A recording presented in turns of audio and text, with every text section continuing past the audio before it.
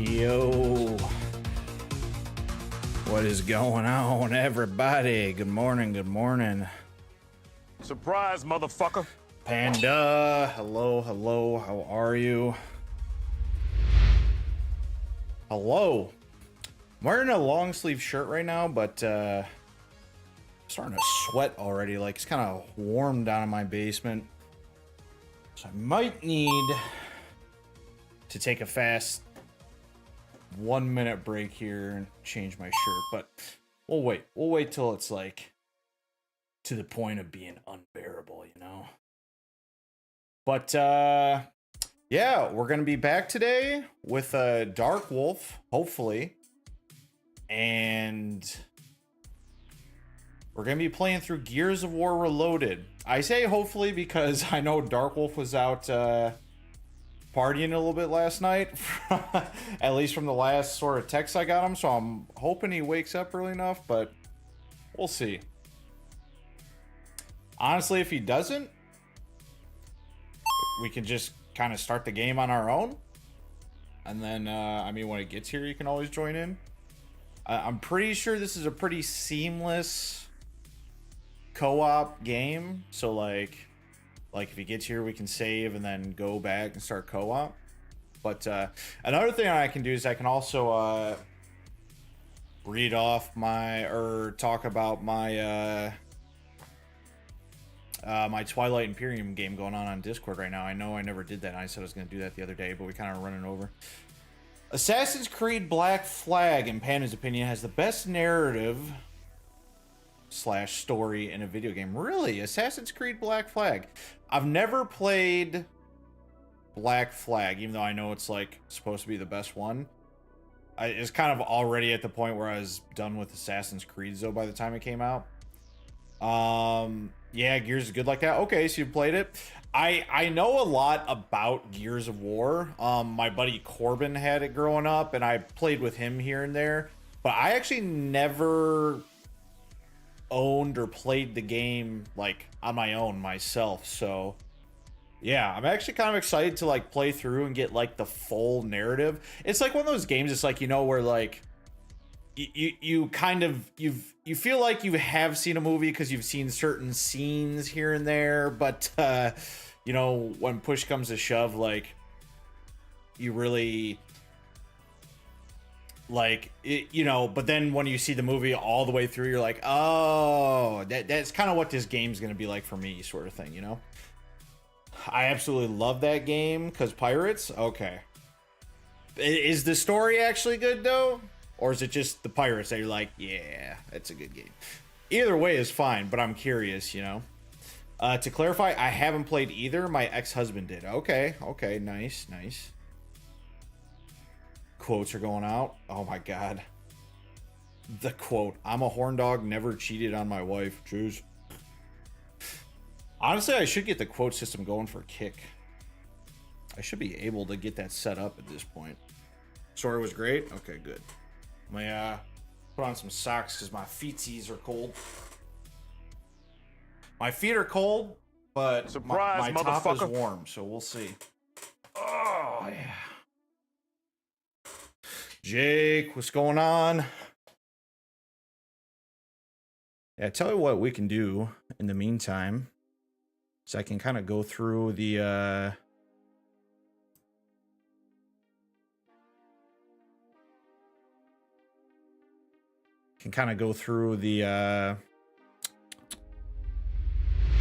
Twilight Imperium game on Discord I've been going through. I think map updates.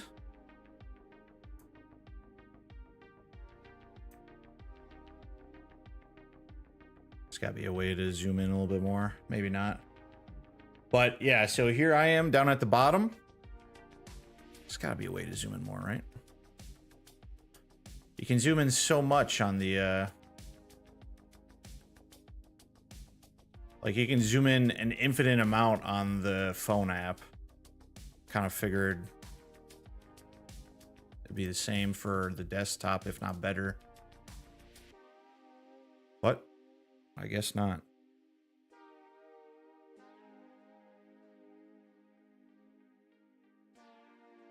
This looks overwhelming. It's a lot of rules. It's actually nice that it's on Discord because it keeps track of all the little like the little units down here for each player. But okay, I'll give you the general lowdown here.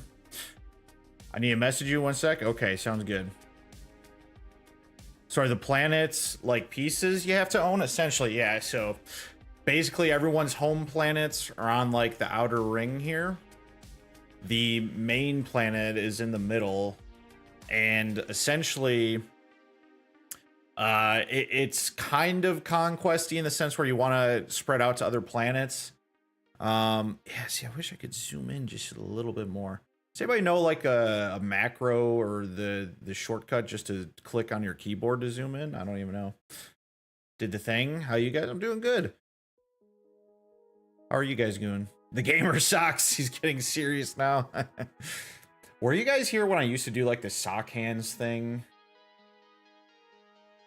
Or like I had the sock hands redemption. I had to get rid of that really fast. But yeah, so there's different alien races and stuff. So my buddy Mike, this is me right here. I'm like a bug race. My buddy Mike over here, Yacht, the other guy who I played a board game with on Board Game Simulator on stream before. He's over here, and me and him are already feuding. We're talking like it's gonna be like Helldivers 2, like the bugs versus the humans sort of thing. Talking a bunch of shit, you know. Yes, that's so old. Okay, good. Still recovering from my B-Day yesterday. Oh, happy late birthday. Hope you're doing good. Control plus button, okay. Maybe it just doesn't do it because like it's kind of, I don't know. Like maybe because it's like zoomed in. Let's see.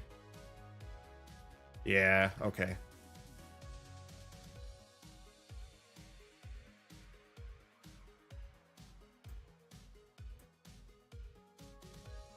But either way, yeah, so I'm trying to think of how else to explain it, but basically we just took our first turn. So I got some ships here and here. So basically I kind of took all these planets right here. I'm butting up against Mike over here, who's just up here. I hope nobody playing the game is watching because I'm about to reveal secret information. But I made a secret alliance with the guy on my left here, my buddy Kevin. And basically me and him are the two most war heavy factions. Like there's tons of different ways. There's like technology, diplomacy, trading, like there's economic based stuff in this game. So like just being good at like battling is not the only way to win at this game. There's different objectives for different things. Party Man is playing in this, right? No, he's not playing in this. As far as I know.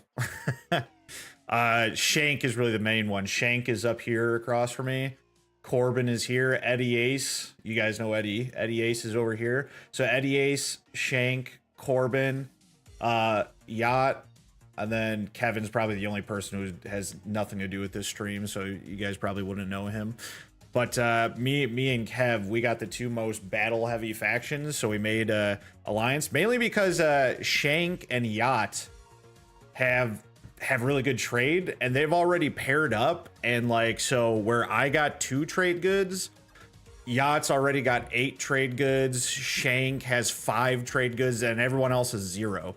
So I'm actually doing good with 2 trade goods, but they already got 8 and 5. So they're already like making this like economic alliance and like building a super strong economy. So I'm like, all right, imagine Shank just lurk. He might be. Shank's a big lurker. So and there's like some wormholes on the map. Like I said, it's gonna be hard to see, but yeah, there's wormholes here, so you can kind of teleport to other sides of the board somewhat fast. So the board's a little balanced, but Shank's honestly like the one person who I'll probably never have interactions with in the game because he's not near a wormhole that would get him next to me, and he's on the other side of the board. So I don't see myself like interacting with Shank at all. Eddie Ace and Corbin are both near wormholes that lead out right here next to my base. So it's very possible I'm dealing with them throughout the game. But we're just on the first turn, and we're kind of just about to wrap it up. The first turn is usually box standard. Eddie's just chilling. Yeah, actually, Eddie's turn was today, and he just passed. It says right here. So Eddie's done. Shank passed. Kevin passed. So me, Yacht, and Corbin still need to pass, but I think we're gonna pass somewhat soon. We've pretty much exhausted everything we can do for this turn. And the first turn is usually just get out and grab. It's like a land grab. Grab as many planets as you can before, you know, stuff starts. But, yeah. So, anyways, that's basically what's going on with that. But, yeah, happy belated birthday, Panda. Did you do anything fun?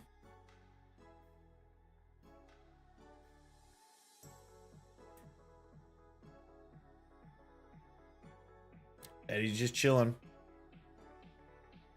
Actually, let's see. It might be my turn. Let's see what's going on. Whose turn is it? Oh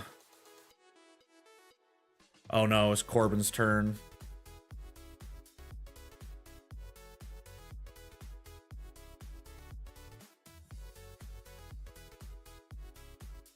I have a feeling Corbin's gonna pass. I have a feeling we're all just gonna pass on the next few turns.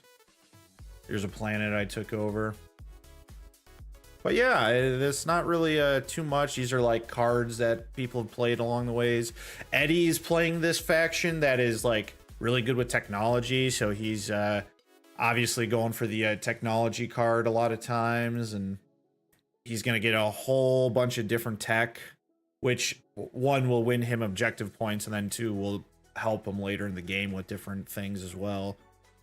So I'm kind of curious. I don't know what Corbin or Eddie's plan is. I don't know much about Corbin or Shank's like alien race either. I don't know what they really specialize in, so I'll kind of just see as we go.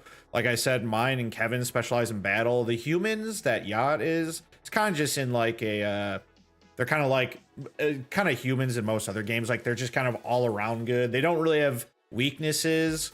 Like every race kind of has a weakness. My weakness is technology. I'm stupid bug guys who love combat but suck at tech. Humans, like they don't excel in anything, but they don't really have any weaknesses either, which I kind of like. I actually don't mind playing as the humans in this game. I like just having a nice even keel team. I'm always fine with that.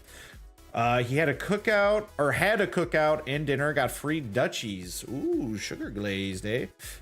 Yeah, it's a Discord bot. Honestly, I feel like this is something that like we could do. Like we could, I don't know. I would probably have to act as the Discord bot because I don't know how to like make my own Discord bot. But if we try playing like a big board game over Discord, this is giving me some good ideas on how we could do that. Where, you know, we could all play a board game, a big, super complex board game together, and we can just kind of, you know, take turns as we go, sort of thing. So. Guess they have to debug you to win. Oh, it is funny. I'll have to go up. I'll have to go to like the beginning of our conversations up here, where me and Yacht were just talking a bunch of shit to each other. Let me see if I can find it. I don't know how long it is. Oh yeah, here we go. Yeah, Yacht's really good at games, as you guys could tell when he beat me the other day, and he's just like, I'm telling you, you have nothing to worry. This is Yacht talking. You have nothing to worry about from me. Cabal eats your ships. That's Kevin on the other side. Mutant dinosaurs that feed on combat. True space risk. Look west. It's funny because I'd say that there are two traditionally aggressive factions in the game. Two that are kind of all around, and two that are pretty much more diplomatic. I think he's talking about our factions. I just go, shut up, human scum. I've heard enough of you disgusting apes. And then he just goes, I squish bugs. And then I give him my classic Michael Scott look right here. We can zoom in on this conversation. He goes, I squish bugs. Just power statement. He goes, I go, me and Yacht about to reenact the Starship Troopers movie. And then he's just trying to, you know, and then he puts this meme in there. We're just shit talking each other. Humans and bugs fighting, you know. It's going to be a good time. But anywho, that's basically it. But I don't really have too much else to say, and I also do not see Dark Wolf, so maybe we should just get going on the game.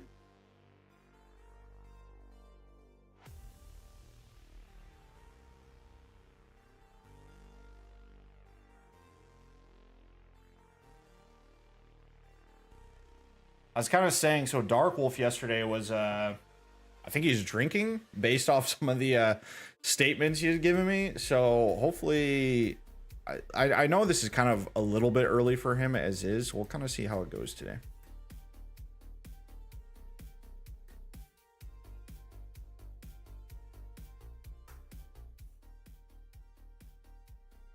Gears of War Reloaded. I'm excited to play this. This will be a fun hangover game for him. I know, right? I feel like we're going to have to... I don't know what the difficulties are in this game. I feel like we're going to have to go... like... a little bit harder of a difficulty when since we're playing together co-op. But, I don't know. Yeah, we'll have to figure it out. You know, I'm not gonna lie. I don't think I realized that Gears of War was solely Xbox Studios, actually. I don't think I knew that till now. You already have a handicap? Well, we're gonna be working together. That's the whole point of this.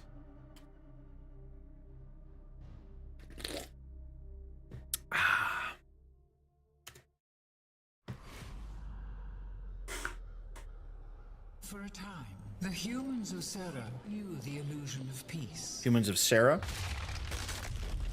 Until... oh, shit. Emergence Day. God damn. Emergence Day.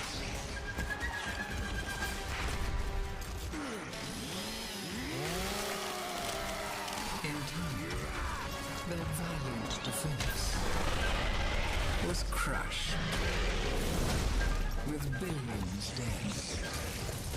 Humans denied their enemy control by destroying their own civilization. Damn.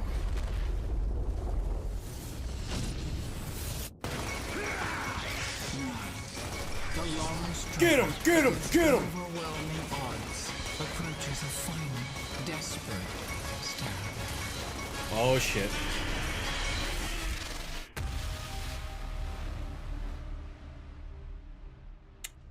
I really hope that they didn't know your pal made a game about beating you. Jeez. I really hope that they kind of go into the lore. Screen narration voice. Option 10 of 13. Eric. Screen narration voice. Eric.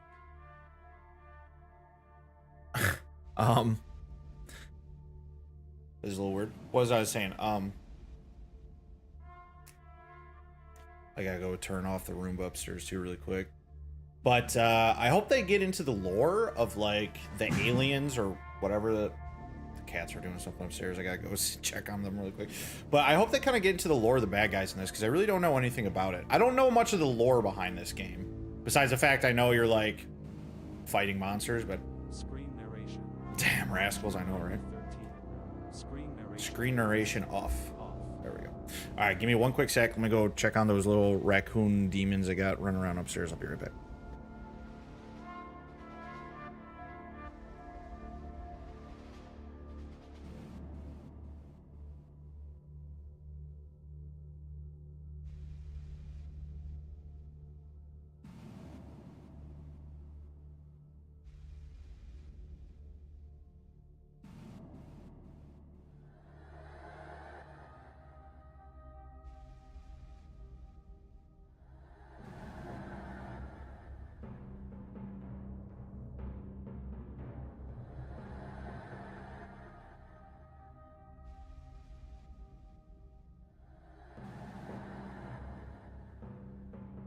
All right, they're okay. Okay. Continue. Barely visible, not visible, visible.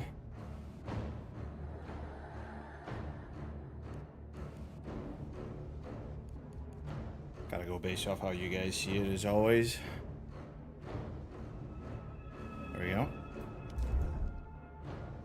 Welcome to Gears of War Reloaded. Wait, what? Sign in with your Microsoft account now to unlock a variety of features, including access and continue progress across multiple devices, connect and play with cross-platform friends. Wait, so I gotta sign in with a Microsoft account to play this game properly? Dude, I hate trying to sign in with a fucking Microsoft account on these games. It never works right.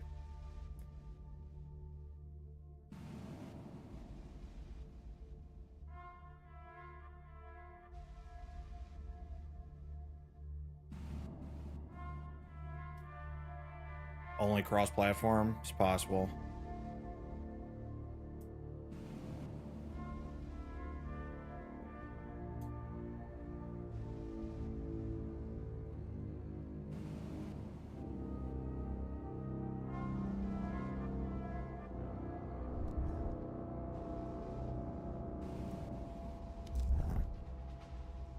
Alright.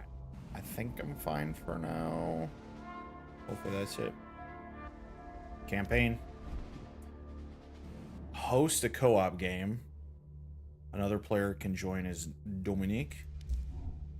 Now, do I need to start with the co-op right away? New campaign. Yeah, this is... So, should I go hardcore?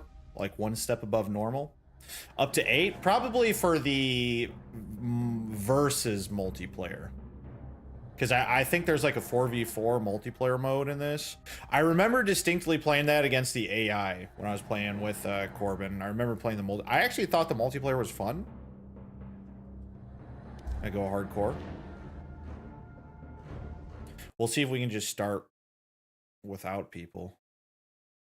It's going to be annoying if like I have to play solo and then restart a new co-op campaign.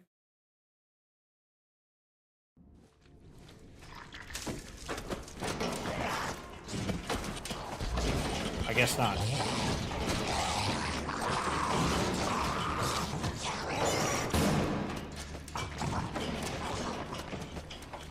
Jack, rip that door. Rip that door, Jack. They're zooming within cover spots? Yeah, I've seen that too. What are you doing here? Getting you out. Here, put this on. You'll need it. You could get in a lot of trouble for doing this. Not anymore. Things have changed. They said this is 14 years after the What emergence about day? the other prisoners? You can't just leave them here. They're gone. Hoffman pardoned everybody. Is that right? Shit. Welcome back to the army, soldier. Shit. Classic. This is like the peak of shooters. Oh yeah, he got pardoned, all right. This is like peak shooter day with like the one-liners and everything. Fucking love it. Vaughn, what's up? Yeah, one-liners, here we come. Shit. We've got two options. We can go back the way I came, through the guards' quarters. It takes time, but it's safe. Or we can go through the prison blocks and get Surprise, right into the fight. motherfucker. Your choice. Mouse 1, mouse 2. Combat or training? I should probably go through training, right? Let's take the guards' quarters. I gotta work out the kinks. Sounds good, man. I got Yeah, hello 9, how are you today? Guns blazing. This is Delta 2. We're en route. Over. Copy that. We are beginning our run. 6-4 in position. Fox 1, Fox 1.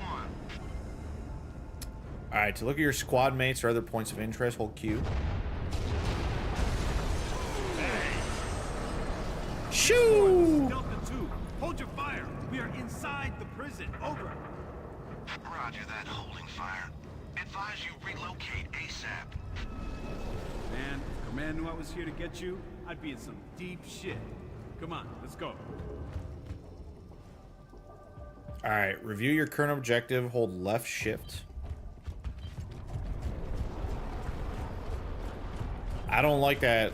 There's no sprint in this, right? There better not be. Hey, hit that button to open the door. Hold on, we already gotta we gotta change these buttons around. Keyboard and mouse. Run is spacebar. Oh, it's the same thing as cover though. Crouch, mark, target. Walk is left control.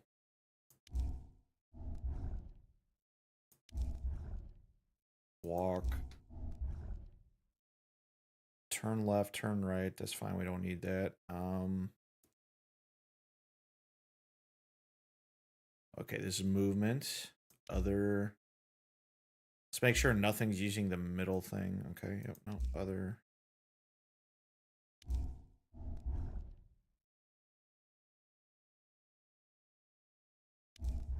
Mouse 3.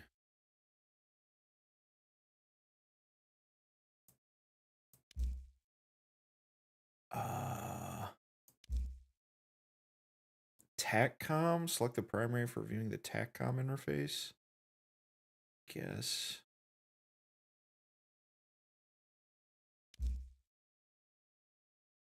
Equip weapons.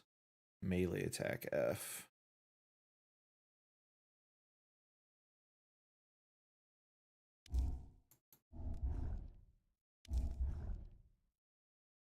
Reload, zoom.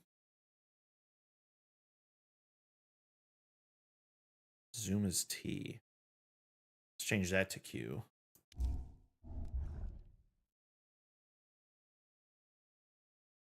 All right. That's good enough for now. Hopefully I didn't need to save any of that. On the desk.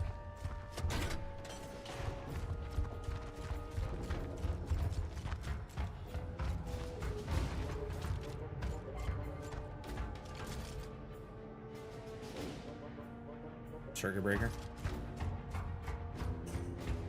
Shoot it. Shoot it? Okay. I'm definitely changing the sprint button. That's just going to be too weird. Then we can get going. I know it's taken us almost an hour, but we're going to get going here. Yeah, that's just not going to work.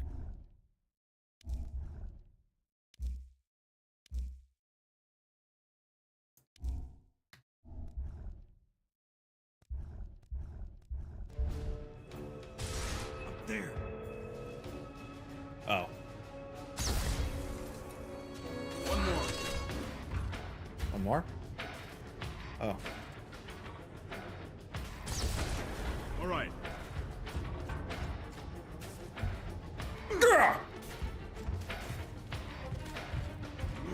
What's going on? Why can't I open?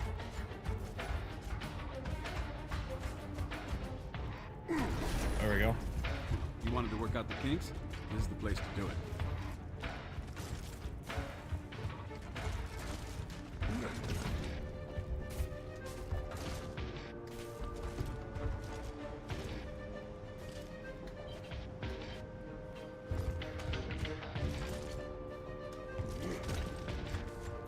Dude, I'm not gonna lie, it's actually weird pushing the shift button to gain cover, so maybe... Damn it, I wish we could separate these buttons. That's alright. This is what happens when you're playing on mouse keyboard when you're supposed to be using controller. Alright, I was wrong.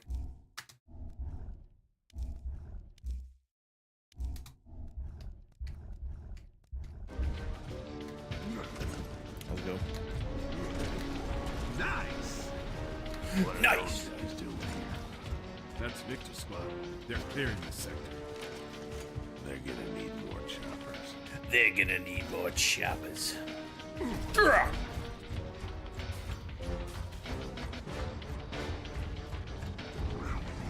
Take cover! Where are they? Oh! Ground units are taking heavy fire. We have hostiles in all directions. Copy that. Calling for reinforcements, over. Marcus! The tower! What tower? Oh shit!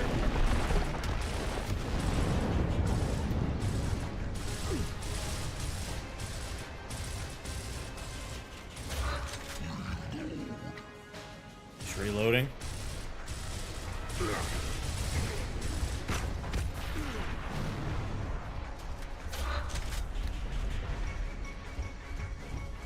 Shit, the time's the security door. Gonna have to hit the button and run.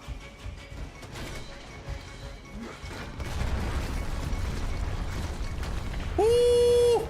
Oh, yum. Nice. What the hell's been going on in this prison? You don't want to know. So I wonder why I'm in prison. Did they say? Did I miss something? Why is my character in prison? Marcus, grab the grenades.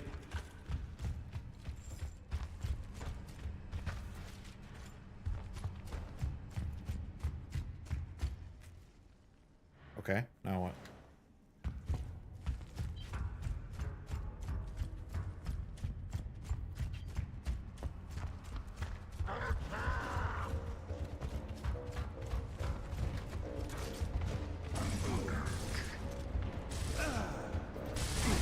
Oh. Get a frag in there! How do I get frags? Here we go. Fire in the hole. Oh, take another one.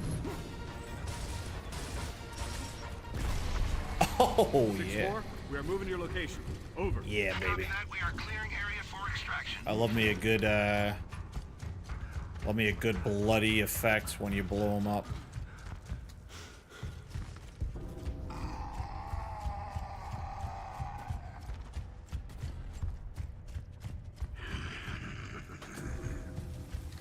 Marcus, they're cutting through the door. Take cover. I see that, Take dude. cover.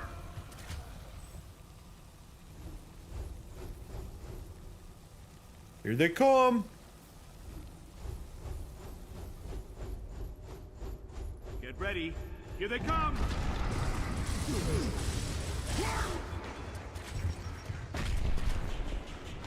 One of your squad mates is hurt. Revive him with E. Come on!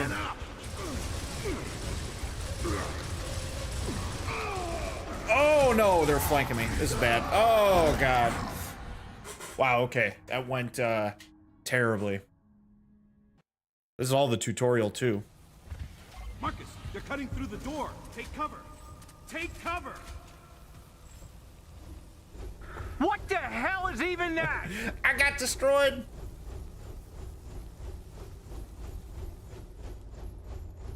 Get ready. Here they come.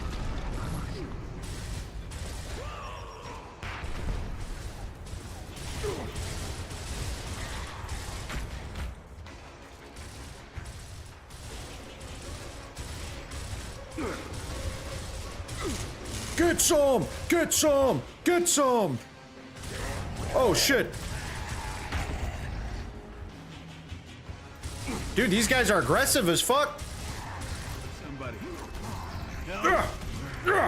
Yeah, you wanna go? Let's get out there. Delta 1, this is Delta 2. We are ready for extraction. Over. Copy that. These guys are aggressive, dude. Enemy units right there, over. I see them. Moving in.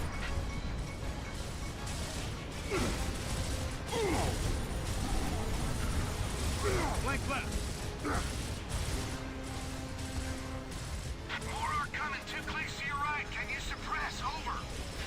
Negative. We can only cover one target. We need your guns. Over. Let's go.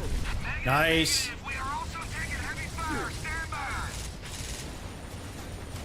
Ah, I was pushing the wrong button. Now! Now! Oh, shit! This is 6-1. I'm hit! I'm hit! Kill him! Not... 6-1 is down! I repeat, 6-1 is down!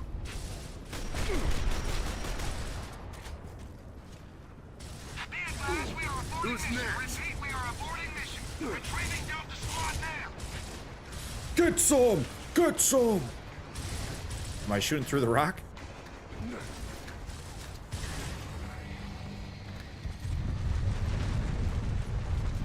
Delta, there's something moving below ground. Over. I see it too. What are we looking at? Yo, Rio, what's up?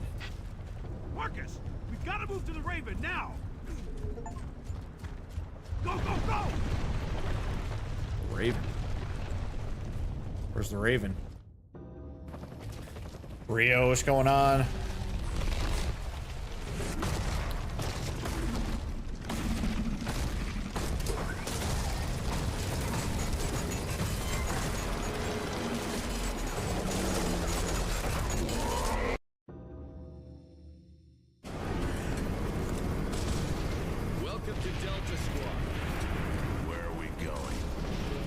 square.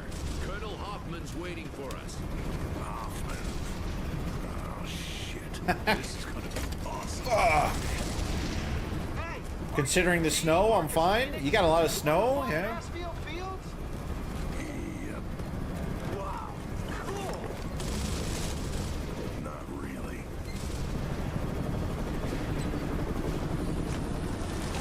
Dude, it's actually finally started to warm up where I'm at.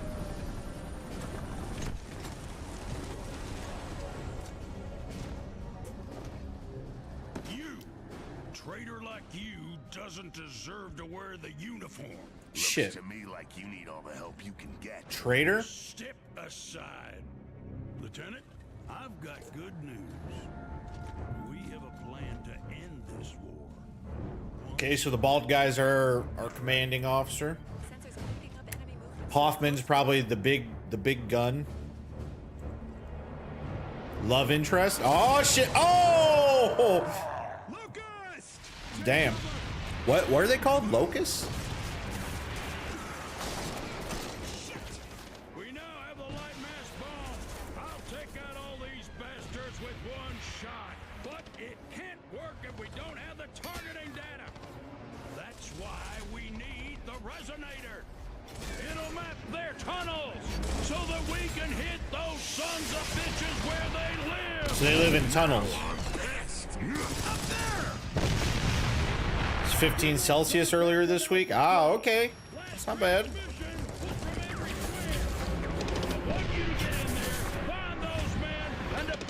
Resonator. Will we have air support?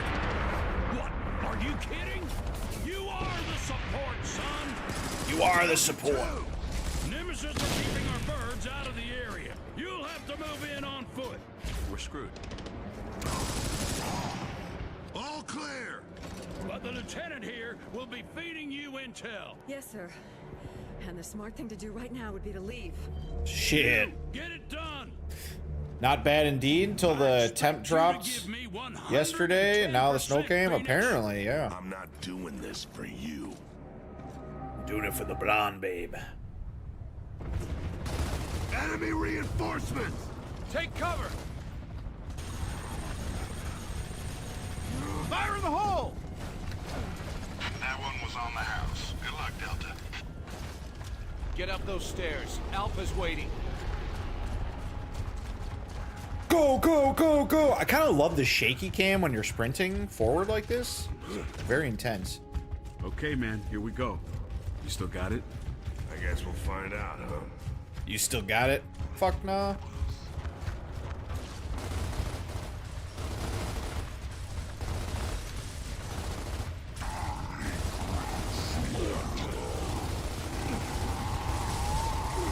Oh!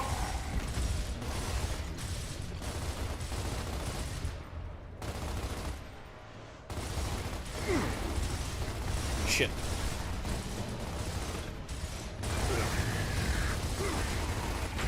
I like the fully auto at least. I like the blind fire you can do too in this game. Weapon jamming. Oh shit.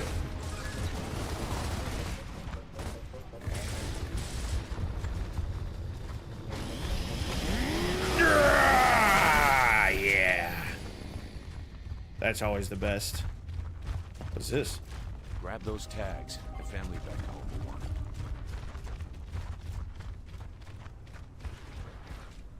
And then the weather report says 17 plus night. Dude, that is where you live like the Michigan of Europe? Because that sounds an awful lot like Michigan weather. Dude, we've been so up and down, it's crazy.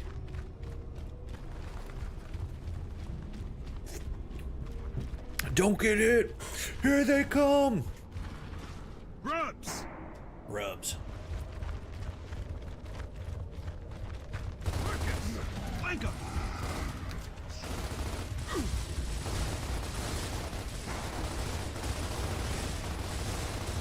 Marcus, flank left. Dude, I'm trying. I'm kind of under fire right now if you haven't noticed. Flank left, he said.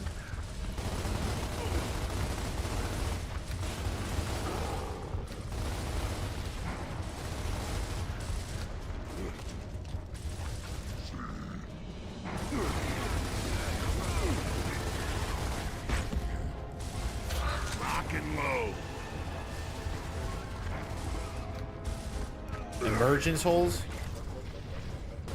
Locusts often come out of the ground. You can close these holes with grenades.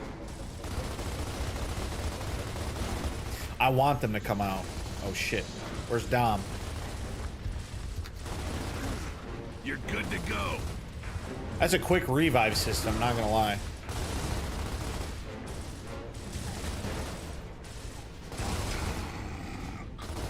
Oh. Just trying to do like a blind throw. Might need to lift it up more. There we go. What do I have to do? Oh, missed with that pretty bad too. Sure wish the weather felt like that here. It's been a constant 33 since February. Shit.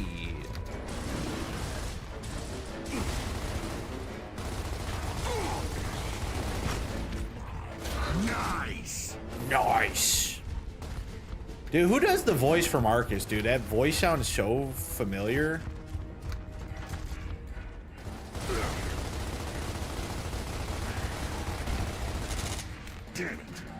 Like, dude's probably does voice acting for so many different things.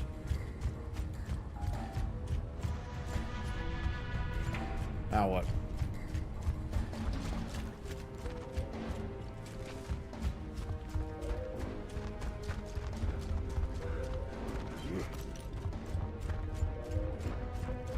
Search for Alpha Squad.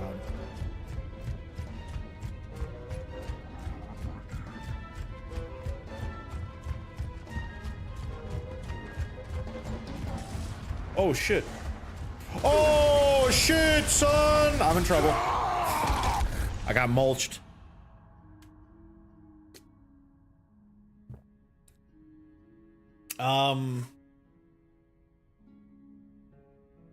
Jake says, isn't it Nolan North? Maybe. Who else does he voice?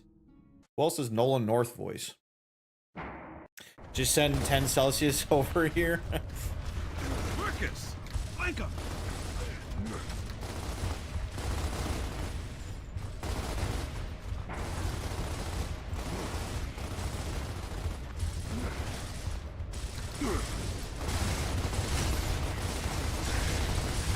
What? How'd he get me? You cannot take damage in this. Marcus, flank him.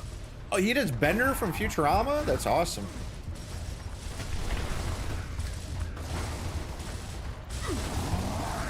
Not you again.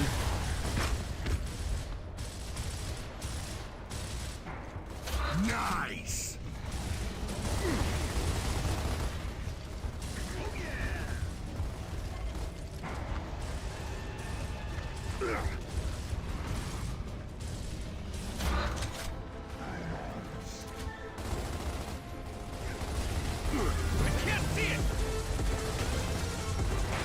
Nice. I think I got a couple of them. Woo! KJ, what up? You're blocking my shots. Yeah, get the fuck out the way. Oh, Dom, what are you doing, bro? What's up, KJ? How are you doing, man? Back out.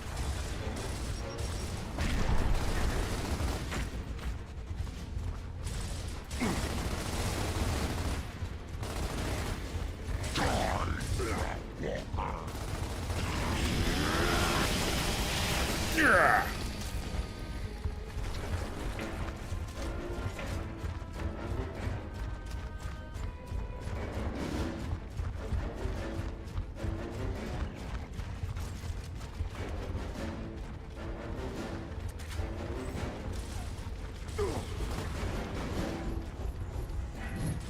Fire in the hole.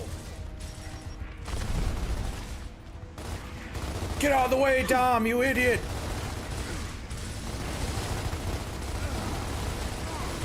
Oh, shit.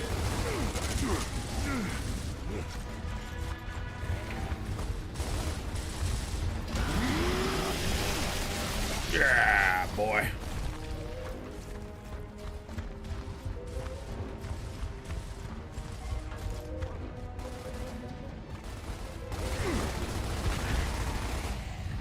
Dude, what are my teammates doing up there just rushing like this? How's it going this morning? Just getting around drinking coffee? Same. And yeah, I'm doing good.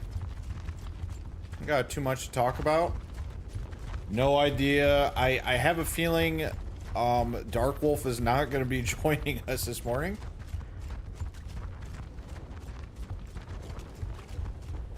Where are we supposed to go?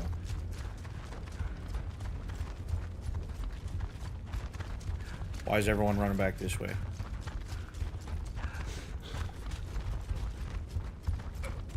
I have a feeling he's sleeping in. Probably forgot to set his alarm. He was drinking a little bit last night. So what are we doing, guys? Why are we huddling over here? Is there any particular reason, or are we just trying to make me upset? So yeah, it's very possible that he drank a lot last night, forgot to set his alarm, and this is gonna be like a solo Sunday stream now.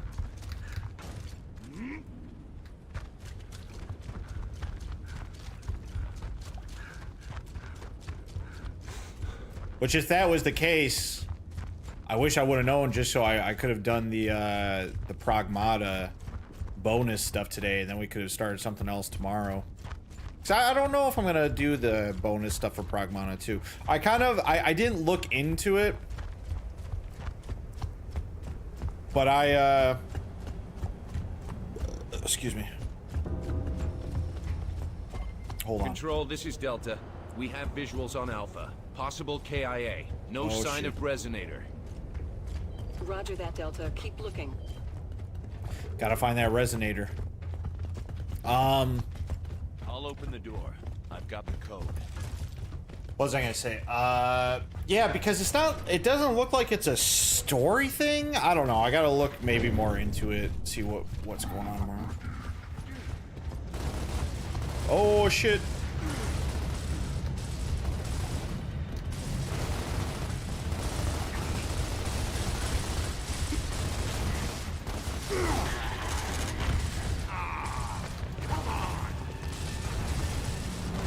Emergence hole.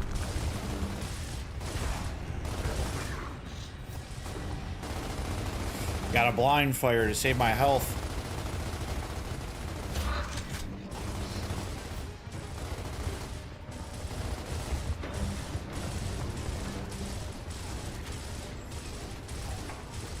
Fire in the hole. Nice. Oh, Dom, you're getting in my way, my guy.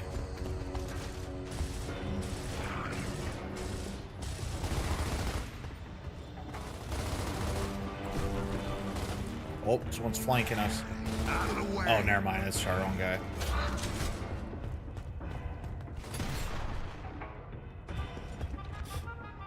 You can always do it right now. The story does change based on how many collectibles you got. Oh, interesting. Okay. Okay, do I gotta seal this up? Is this like an emergency hole I gotta seal?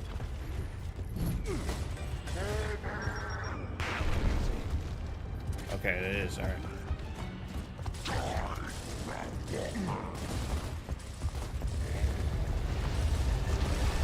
Oh shit. I'm out. Oh, I got no more grenades. Oh! Not good, not good, not good. Shit.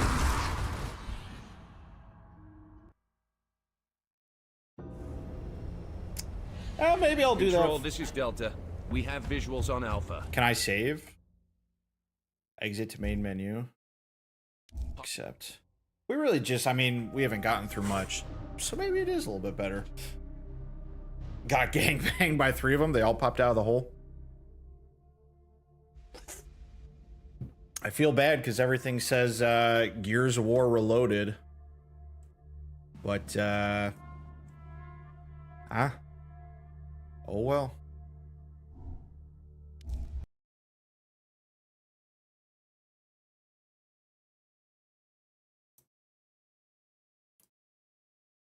See how it goes.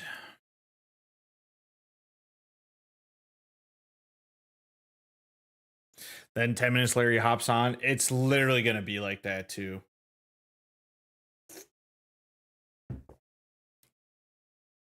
I might just delete this VOD off YouTube depending on how it goes today. since it's not really going to be as advertised.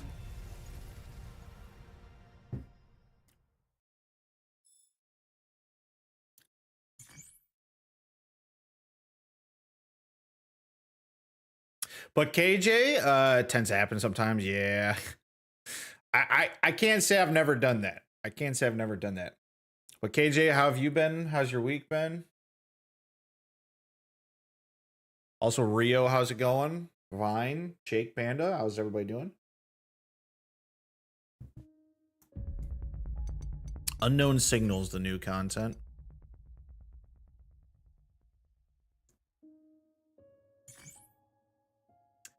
Start Unknown Signal. This uses your completed save just before the final battle. Overcome challenges in a new sector. Let's go.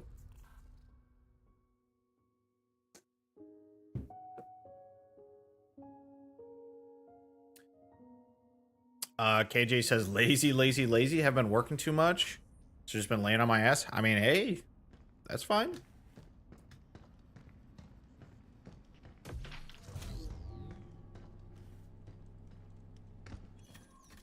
Alert! Alert! Oh, here we go. Detected an unregistered crew member. Would you investigate on our behalf? I mean, that's one of the few good things about your situation is you can at least get some relaxing time in, you know? Hidden chamber.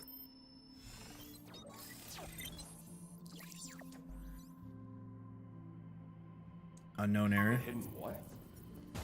Come on, Q. Let's go. Now here's the thing. There's a red zone back near where we were. Oh, I wonder if we can put the new outfits we got on, actually. Nice. Red Halo armor.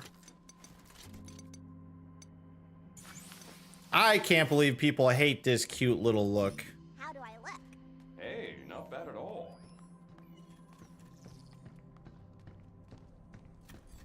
We got 3 stamps. Thing is, should we try and do some trainings?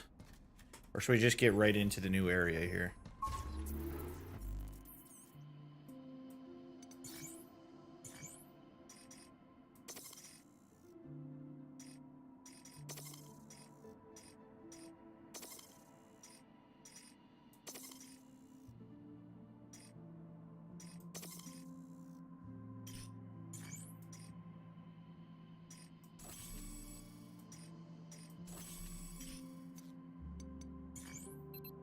Hidden chamber, let's go. Hidden platform. Red and blue team vibes, it really does give you those vibes. I mean, doesn't she look like a high school midget?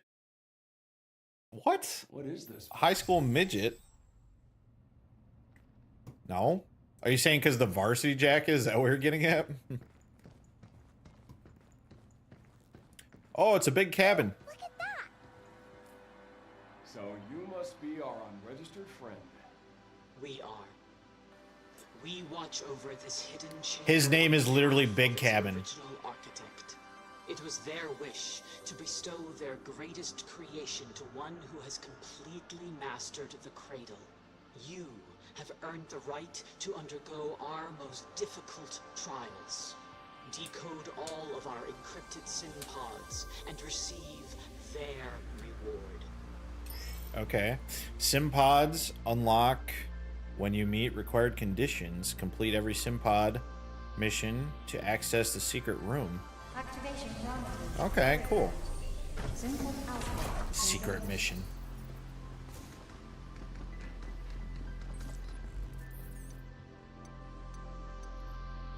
Sounds good to me.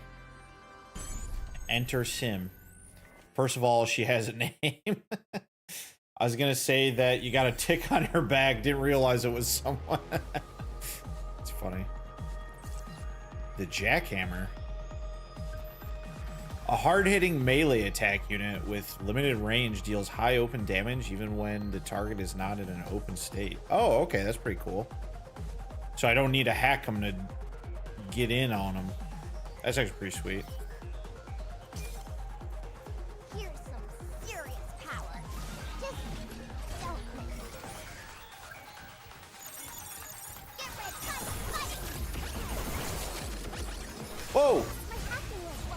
That's right. We got to get rid of these hacking things. I forgot about that.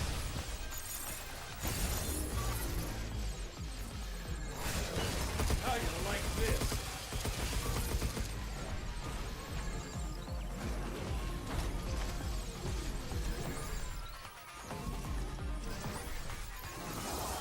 Oh!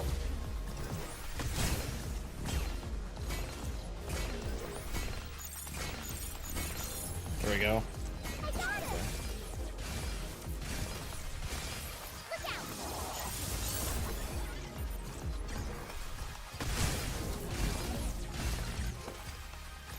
Hold on, let's hack it.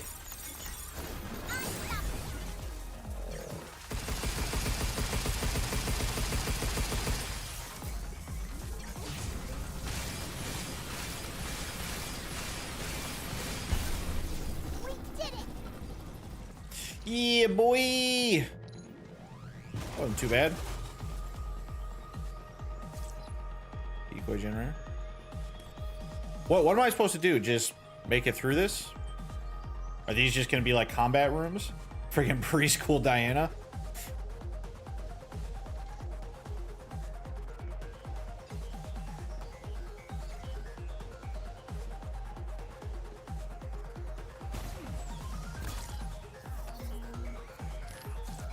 No.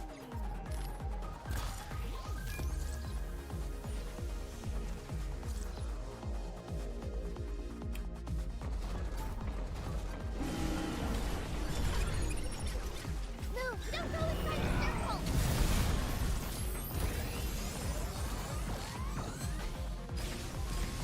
Break it, shield!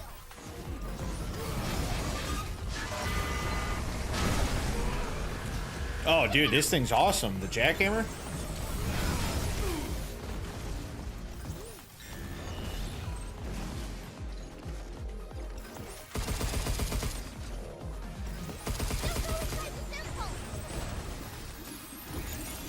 Oh!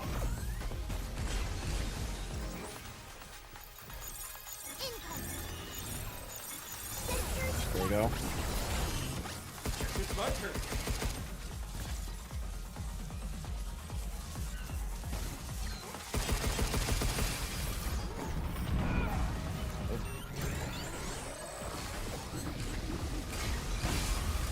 Let's let them fight each other a little bit. There we go.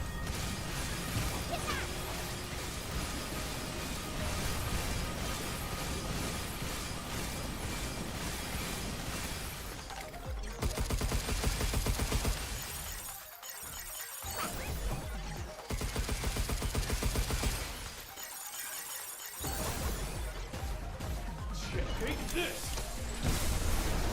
Game change. Yeah, well, we were waiting on Dark Wolf, so I was like, maybe we'll just kind of do this little leftover stuff we've been kind of working on, you know?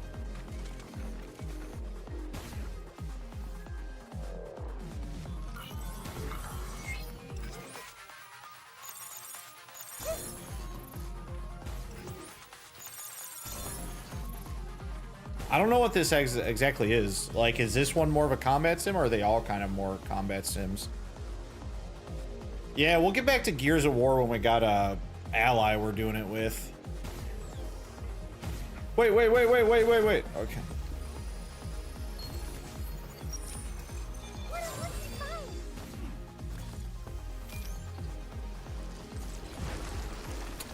Alright, I gotta... Oh, that's right. I'll take care of it. We need to punch him! Crush his back! Cleanse it for me, will ya? Look out! I'll cleanse it! Watch out for that stuff!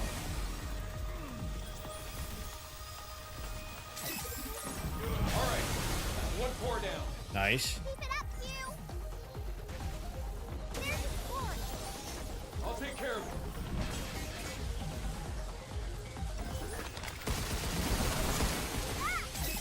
There we go. You okay? Keep things up! Oh, shit. Get some. Get some, get some, get some.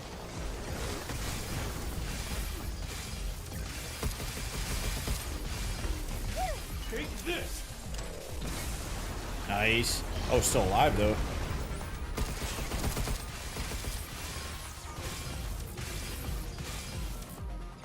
A lot of big weapons. There we go. It's over.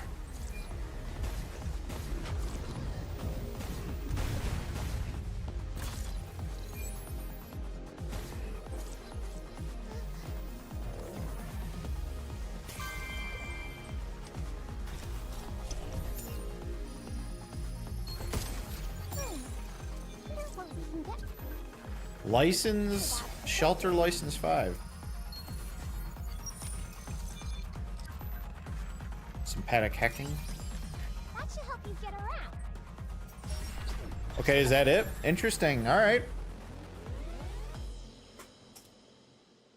So maybe we'll just take today Phase 1 and clear up the rest of the little secrets and stuff. There's a red sector we can go back to as well. So, restored tram line can now travel to any sector using the tram in the hidden chamber. Okay. So we just pop the pods and blast through their sims? Yeah. Looks like each sim pod needs something different to open. Okay, and defeat the enhanced sector guard in the solar power plant. Achieve sector progress 100% in the power plant. Defeat the enhanced creator. Achieve. Okay, so the enhanced creator. So this is all like. So have they redone all the bosses? The enhanced garden keeper. So did they like make all the bosses harder again or something? And then I gotta get 100% on everything. So I don't know if this is all gonna change, to be honest. What do we got in there? A suit. New suit, some weapons. Yeah, I don't know. Just get as much fucking projectiles shooting out of my ass as possible. What a quote, dude.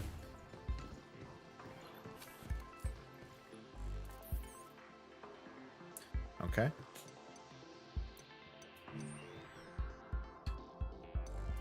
So I guess we should go back to the power plant and like look at everything then. We got 100% stuff.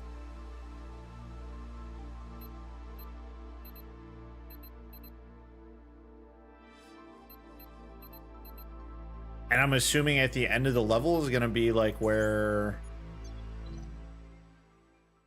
the enhanced boss is again. I guess we'll find out.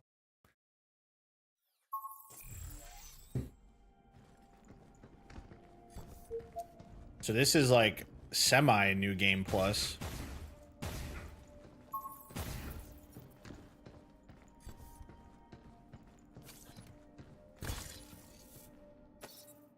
Code generator? Nah. Use that when there's a bunch of bots around.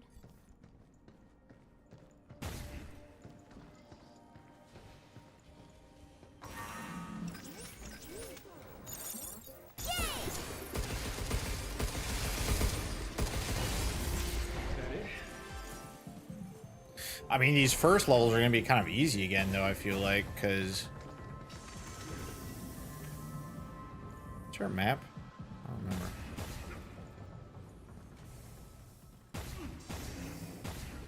Only because, like, everything's going to be so... Oops. Like, everything's going to be weak and, like, easy. Like, first bot type stuff again.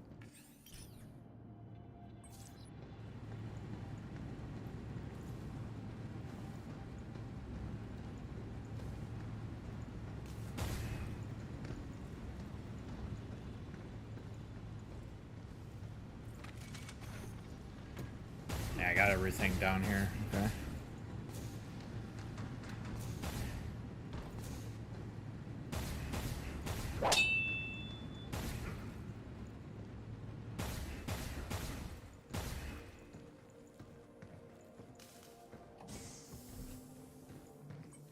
Yeah, we watch this. Okay.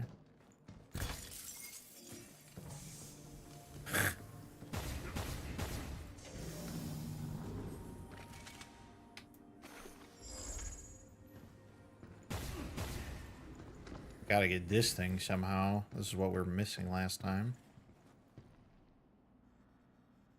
question is, how do we get back there?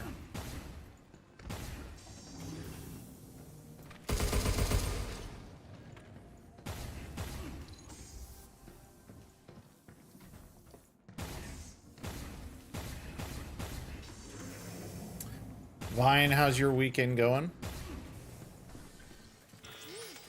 Look out for its targeting thing.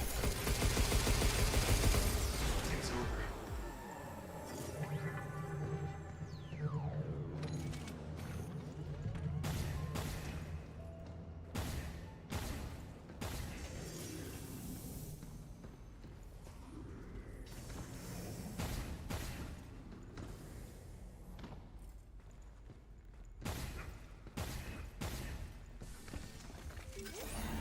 Get ready. Right on. Watch out, there's more.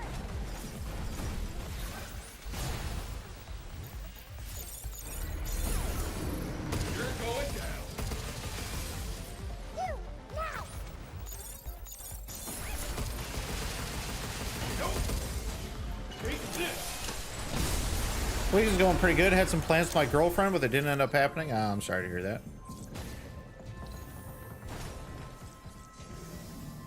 I see we're in the new sector already. So how the fudge do we get that thing that we missed in the previous sector? Actually, we can't even get back up to where we came from.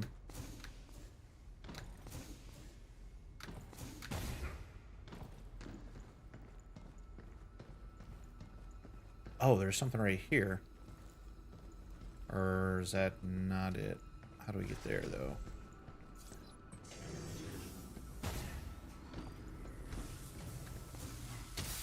Ow.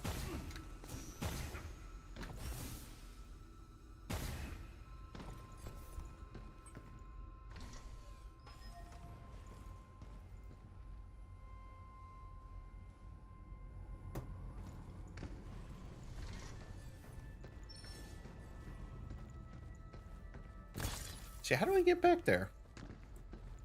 See, this is the sort of thing I don't like doing, just meanders.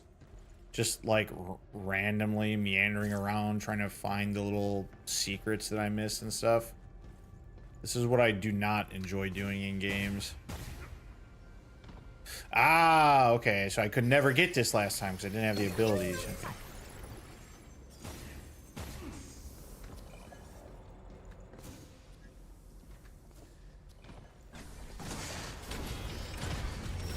Something's aiming at us.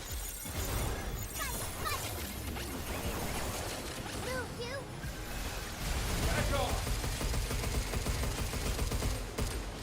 Look out for its targeting thing. Love when they all attack each other.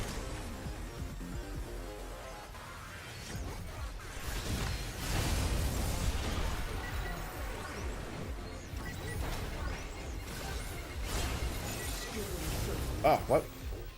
Here it comes. Look out.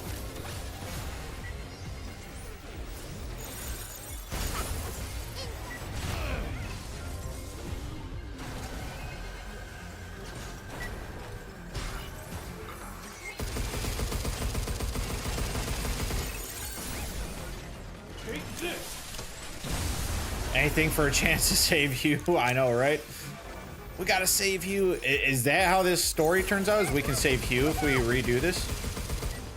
Take that.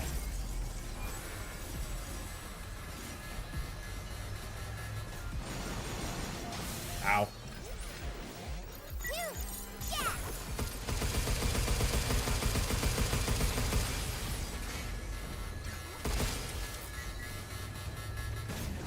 Ah, I kind of fumbled. Look out. You. Take this. No idea how it affects the final fight.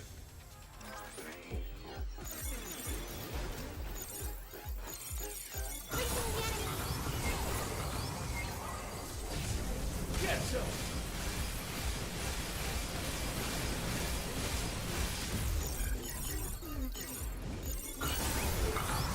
Just you.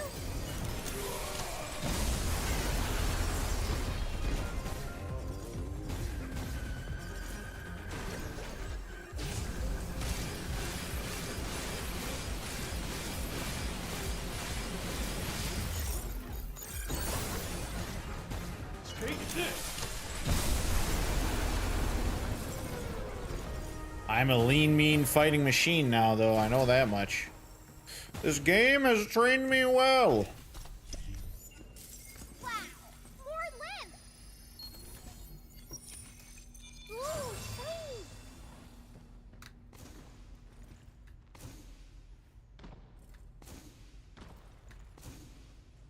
Oh, I see stuff. Come on, motherfucker.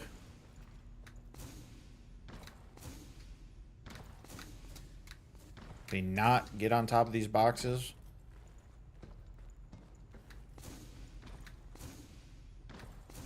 He just will not go on top. There might be like an invisible dome or something at the top that just won't let him stay there. All right.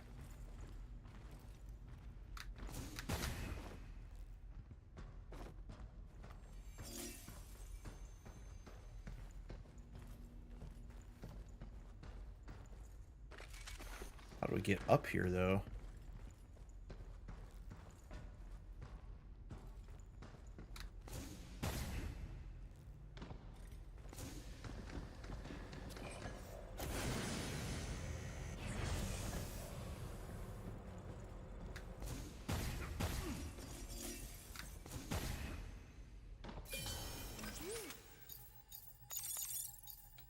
Got it. Get that body working, Hugh.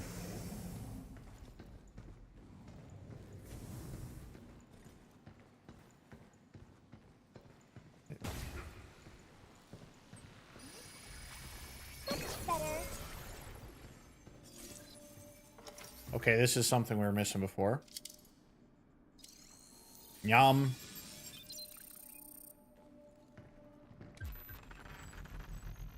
Expands the upper limit. Okay.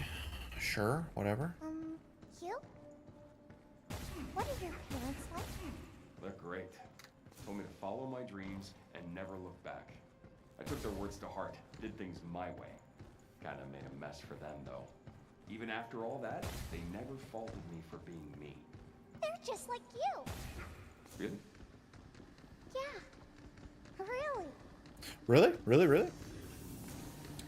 How the fudge do we get this thing back here? This is not fair. Ah, whatever.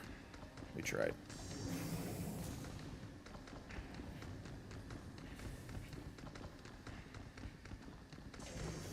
I'm just curious if the boss is going to be this enhanced version, like it said at the end.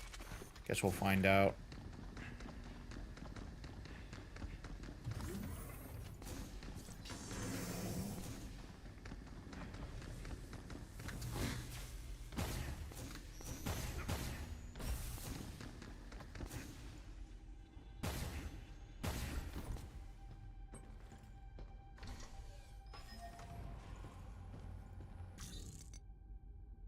Okay, so yeah, so this is the one thing we're missing from this area.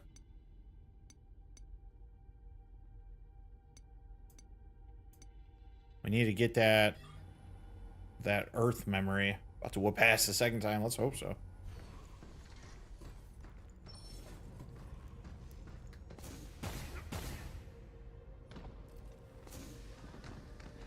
You hear that?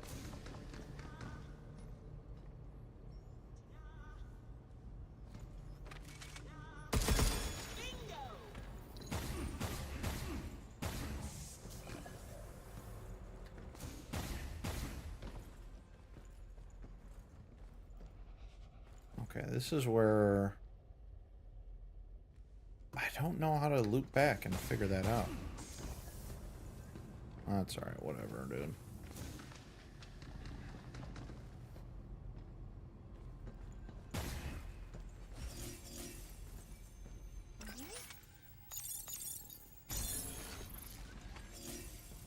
The door's open already, but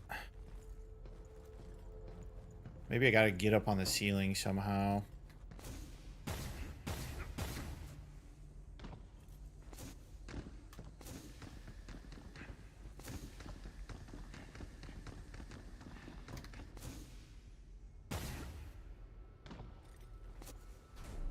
Oh shit.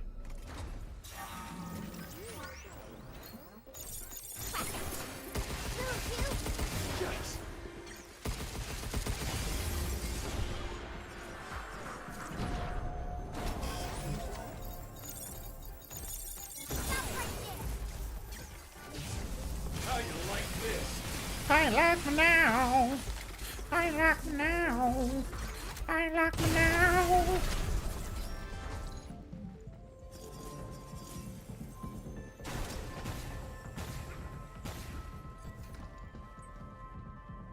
At least there's a checklist. I was saying I do appreciate that there's a checklist in a game like this.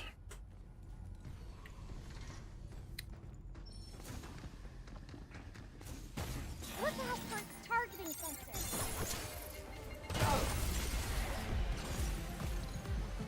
Incoming. I owe you.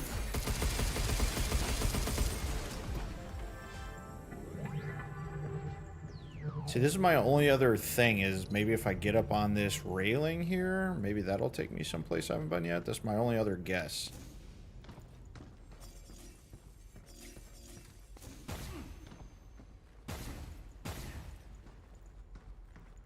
I don't even know if I can get up on the railing.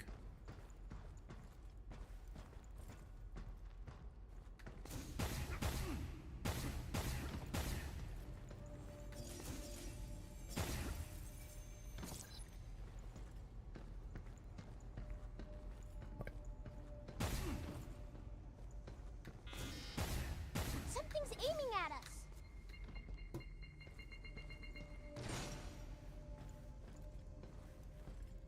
Have we collected everything in here? I don't know. I guess let's just go with the boss. And see if we can, you know. It seems a little big, no? Yeah, it's an adult size. Dr. Higgins said I look cold, so he grabbed this and put it on me. Oh, that makes sense. No wonder it's all baggy. The doctor said that too. Looks like it's a small, so maybe the doc tried to find something that would fit. Let's just fight the boss and see how the boss goes.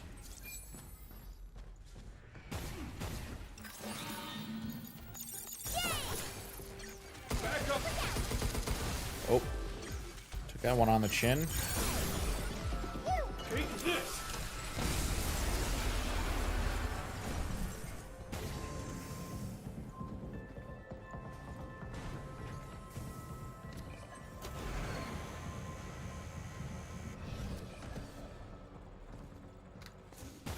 Probably got secrets up here already.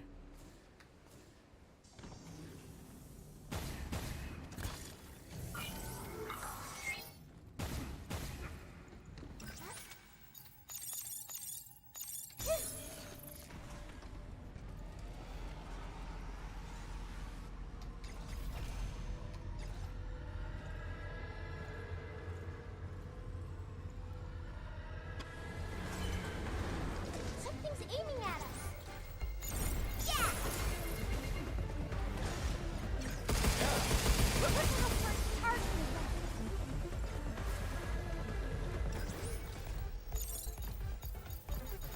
Override protocol at the ready.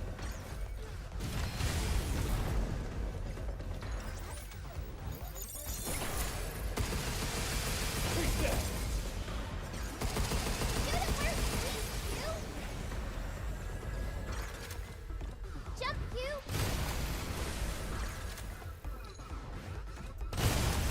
We did it.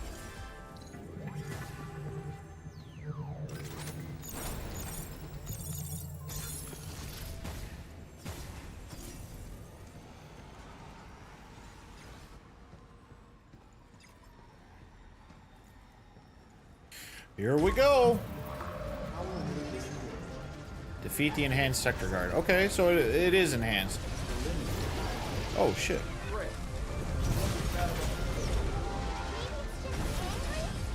We can keep things at just angry. I'll take it. It's my turn.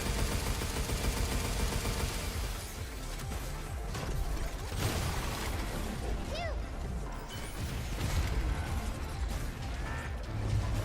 Stay away from the red circle. Try!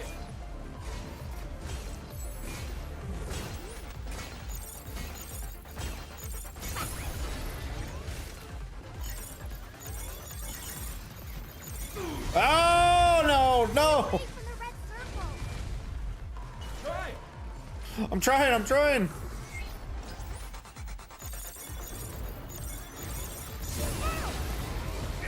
Ah.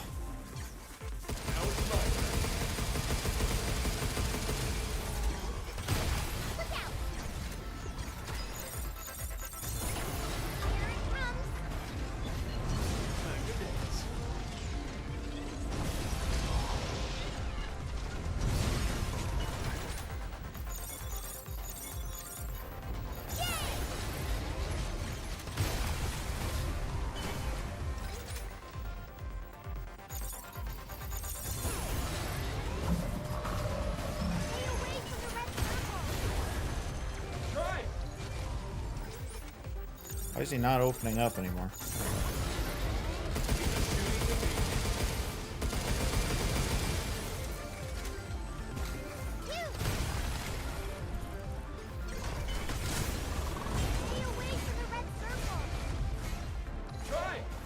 I'm trying!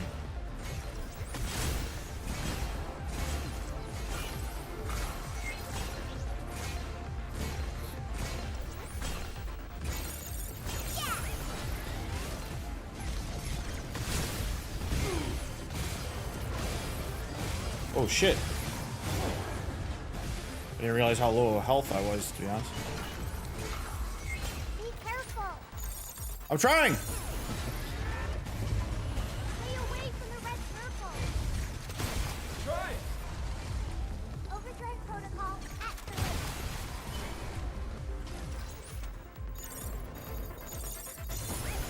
You're going. Here it comes. I will say it will be fun to kind of like, oh shit. It will be kind of fun to like fight the bosses again. Because the boss fights I thought were pretty good in this game.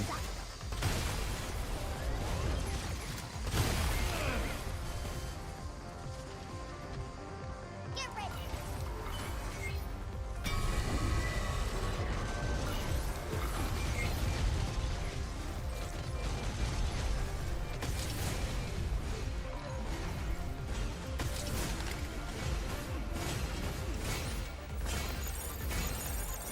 I got it.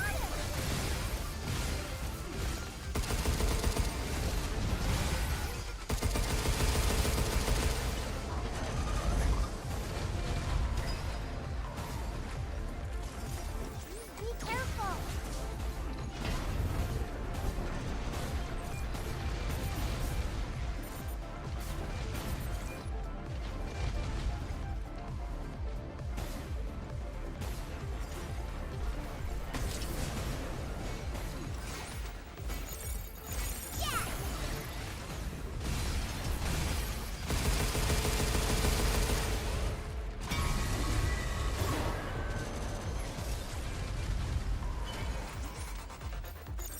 He's not staying hacked for very long. I'm honestly starting to run out of weapons.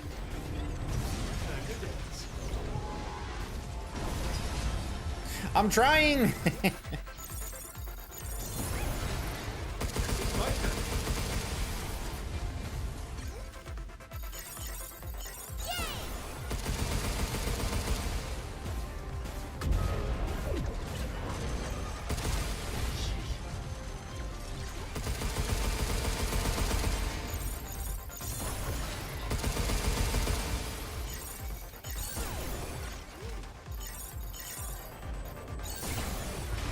There we go.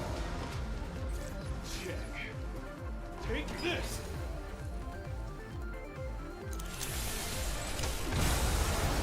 After this, I'll give it another hacking node or something.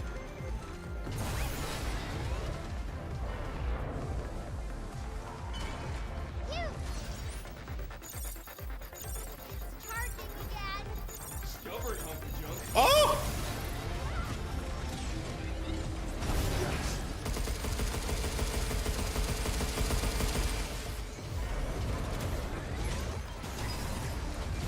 Oh!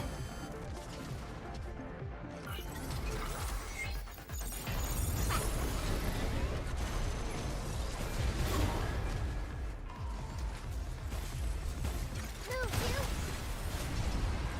I'm trying! Protocol activate. No.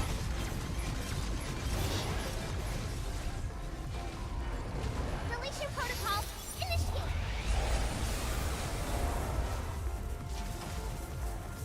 It's on now. Hey, take this.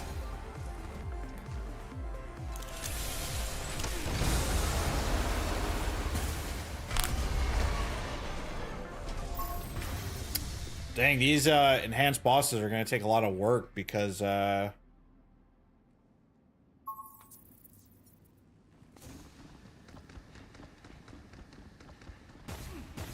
mean, considering that's supposed to be the easiest one, it just tanky AF, did a lot of damage too, so might actually have to level up a little bit here. I'm trying.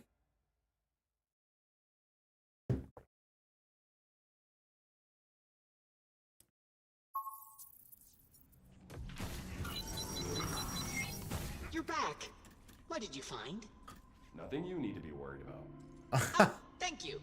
Then let us get back to business. Shit, I mean, hey, pretty good on him. Weapons. Feel free to upgrade them as you like.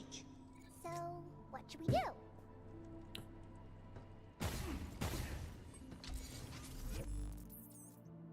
Final boss is gonna hit like crack if he's enhanced. Yeah, I don't know. Considering they did this before the boss, like it returned to before the save data, something tells me they're not going to make the last one enhanced, but maybe I'm wrong. Maybe I'm wrong.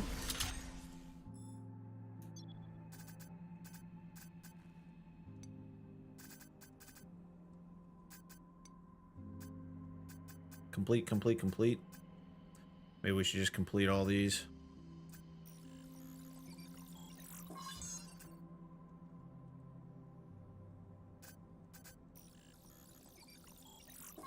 Max level up, you know.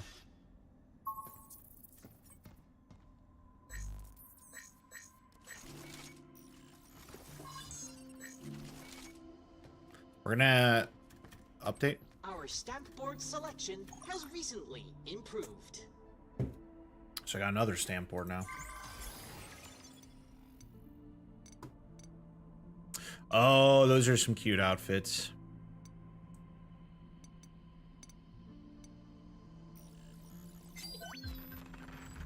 Shadow Walker?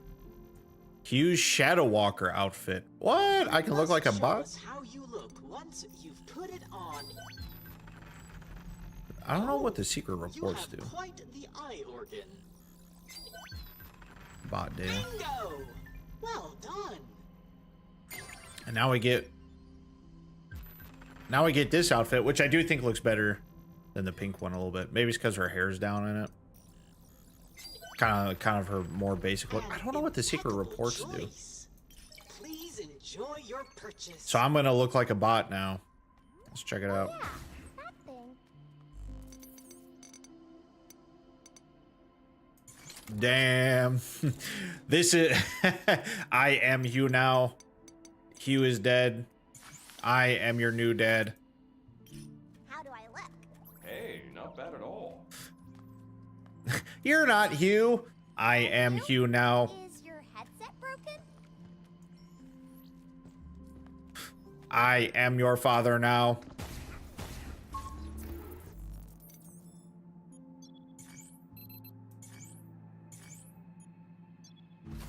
He's Hudson now. Cuter than the damn kindergarten outfit. Come on, man. I like the kindergarten outfit. You guys are a bunch of haters.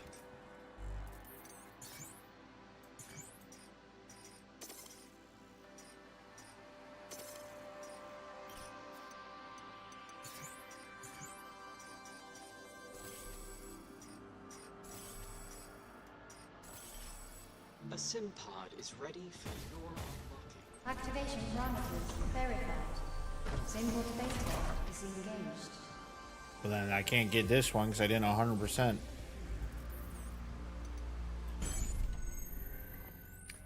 Hudson? Reach the target area. Okay, so they're not all combat based.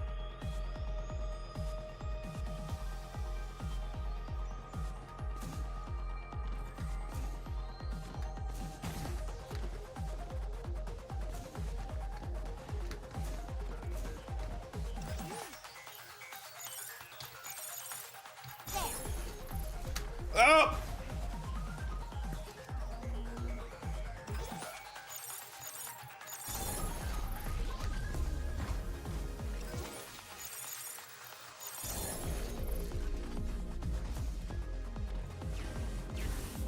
Oh shit.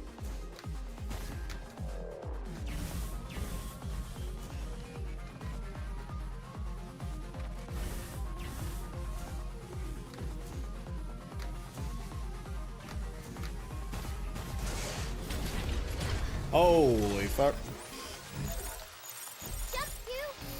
No! I fucked up my hack. I was just hoping to surpass all this.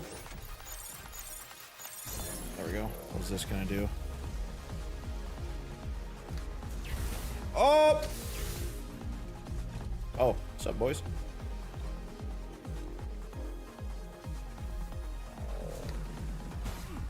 Oh!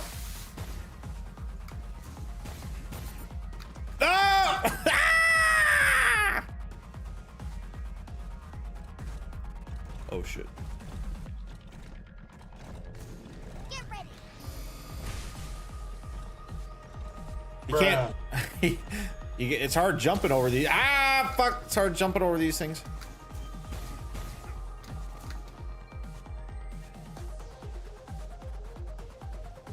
What's wrong with sucking cock? That's what I always say. Oh shit.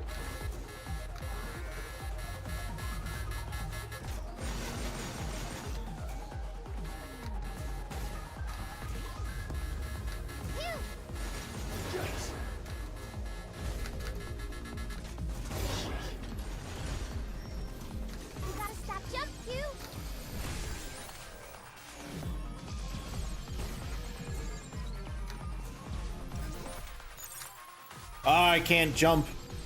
It was shooting really fast too.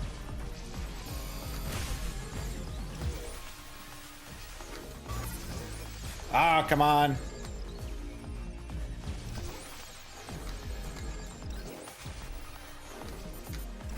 Be careful.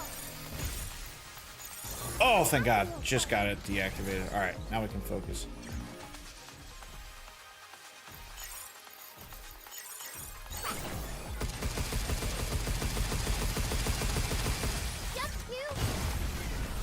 Who needs a jump?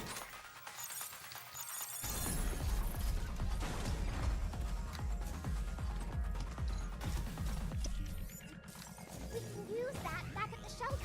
That's a lot of money, actually.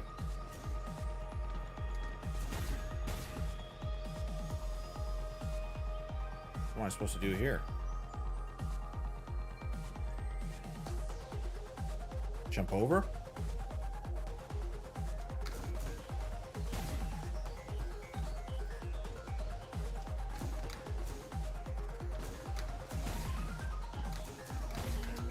Nice.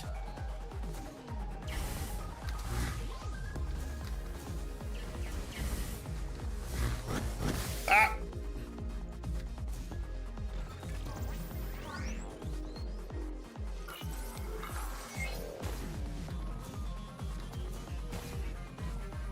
Oh shit. There's a lot of bots down there.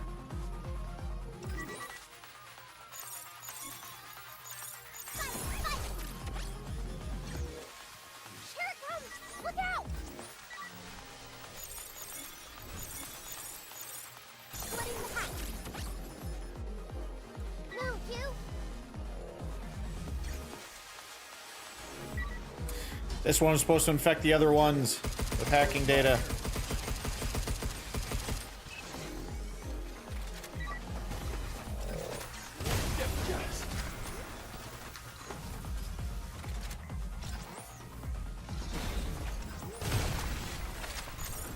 What the f—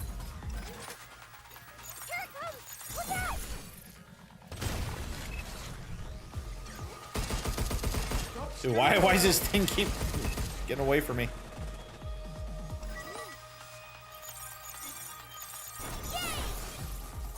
There we go.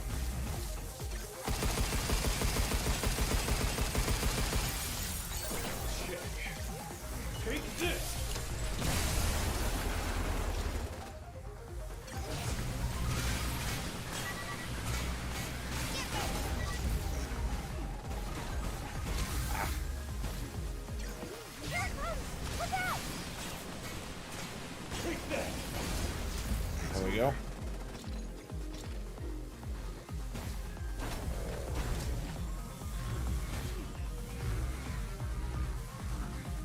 gotta jump up on the block here.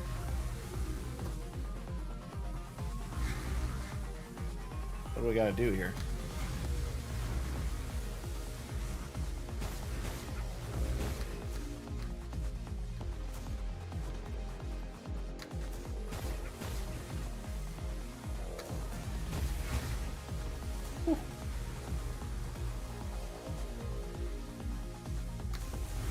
No! Ah! Motherfucker. They did that on purpose. Oh, I ran out of thrusters. What? How is that possible? Ow. Damn it. Don't you laugh at me.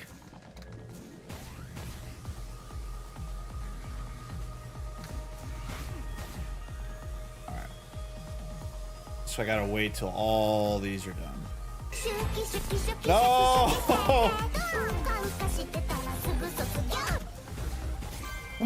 Andrew! Hate you so much. Hopefully the voice is working correctly. Fun to collect. Points. You're welcome, says Gage. A shit. Ain't no one laughing for all laughing. That the week here. Okay, good.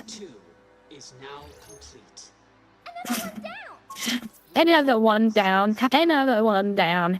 We are so well because there's another one down here. I don't know what to do next. I gotta figure out how to 100% certain things. I'm gonna need people hooking up how I can get this mass production area. There's so much stuff to collect in some of these areas, though. Alright. I got quite a bit in the Terra Dome, but there's still so much to get.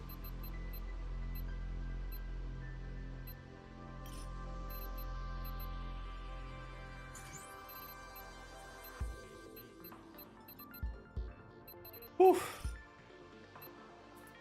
A lot to get in the mines of Munia as well still. You should do the funeral dance song in that voice. What's a funeral dance song?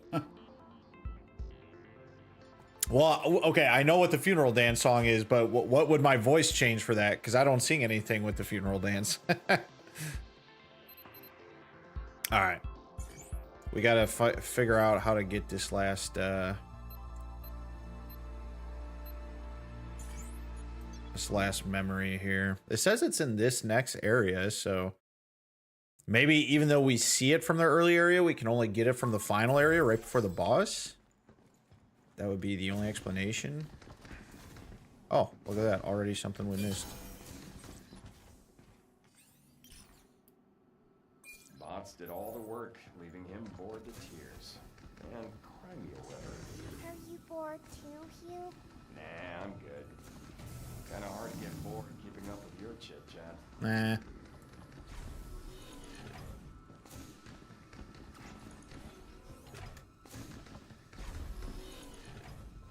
Okay, this is the main area where we're supposed to go. Let's check this other door then.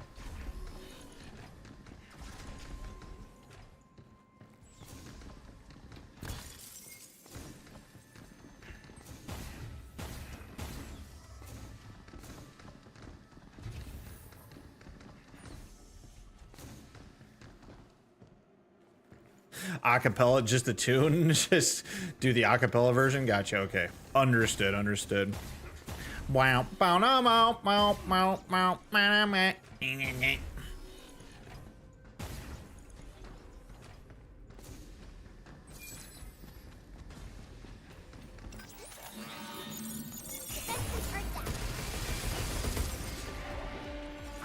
Just like that.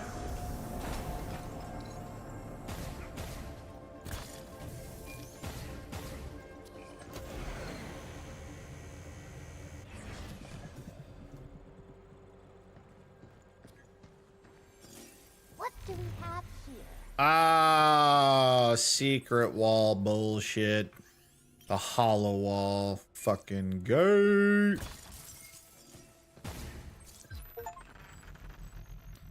There we go. I wonder what that is.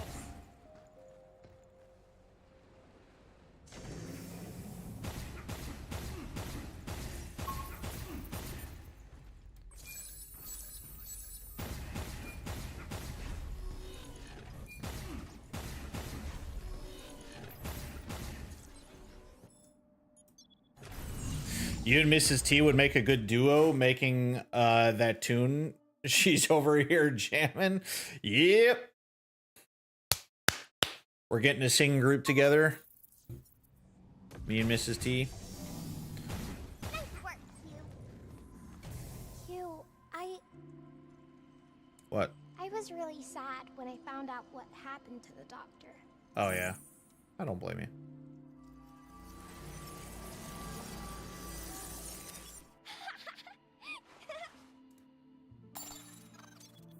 Read Earth Memory Series complete. Replicating related objects. Oh, we completed the whole thing. Dude, it's just so unnerving, him as the robot.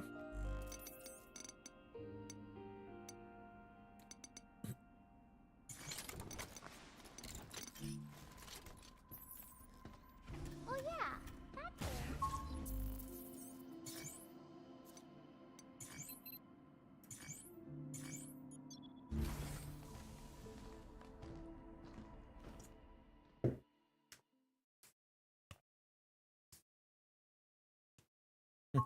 It's now 2 hours past when we were supposed to start. Still no Dark Wolf. So I think it's safe to say it's we're gonna start Gears of War next week. Activation parameters verified. Sim-Pod camera disengaged. Enter the sim. Yeah, what have you and Mrs. T been up to with all your extra free time, KJ? Hopefully doing some stuff. All right, gotta reach a target.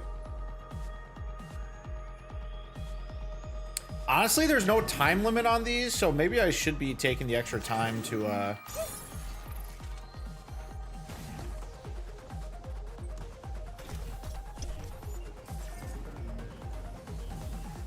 taking the extra time to like kill all the robots.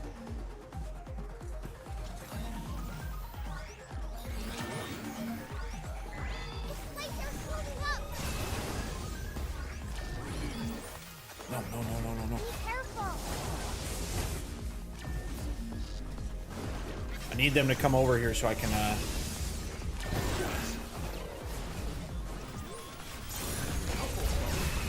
do that to him. Oh shit.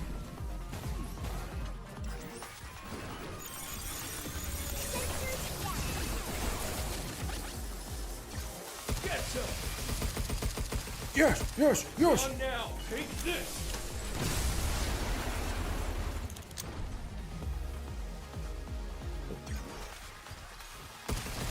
Take that.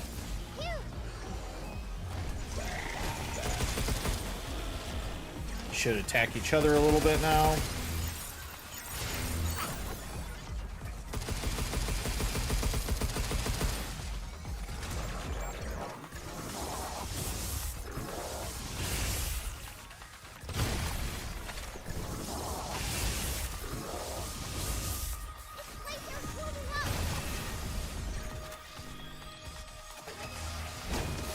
Oh. Oh, it's done attacking. They're done attacking each other, huh? It's my turn. Check. Take this. Not shit. Fair, fair. Nice. It'd be that way sometimes, KJ. It'd be that way sometimes. Saw the in-laws yesterday. Hung out with the niece and nephew. Wasn't bad. Drone hunt. Yeah, sure. Why not? Drones attack all by themselves, so we can focus on other bots.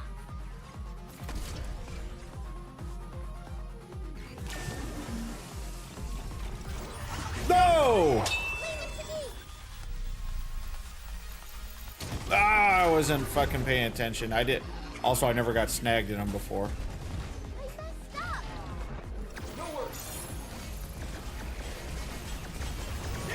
Oh, what is happening? There's so many fucking camo guys in here. I owe you one, Diana. No problem. I owe you.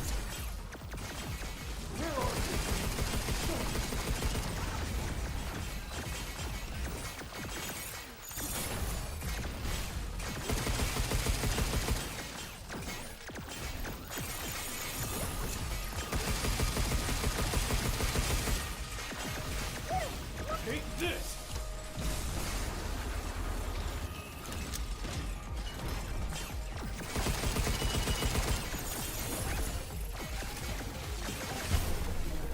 Nice.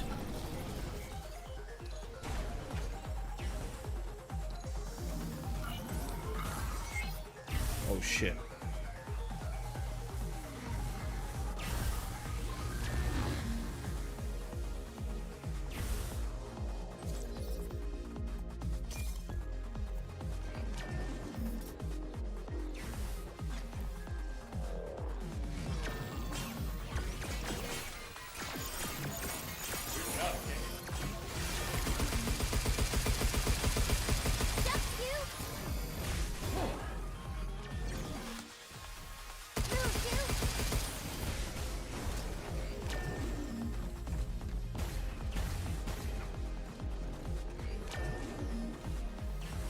Just lead him in here.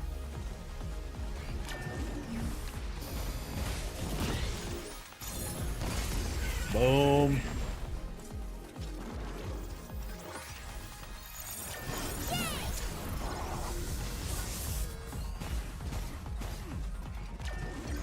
How you like this? I like me now. I like me now. I like me now.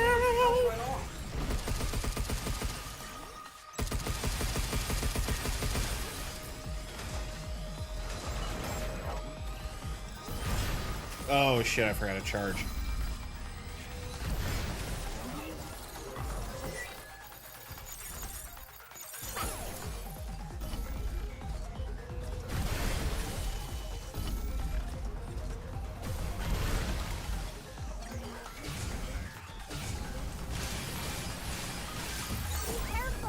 Ah, fucked it up. Oh. Wait, why is this doing that? Oh, I didn't realize there's a thing above him this whole time.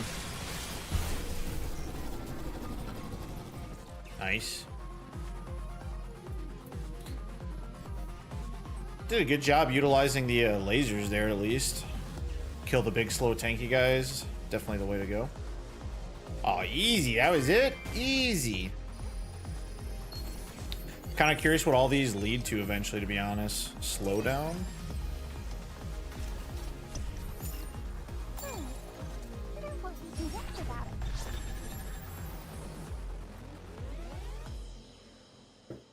Honestly, we could probably start collecting or finishing a lot of stamp boards because we got a lot of training sims that we could get stamps for as well.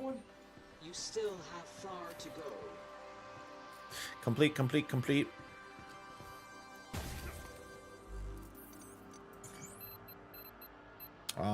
How do I get back to the shelter? That's where I'd like to go.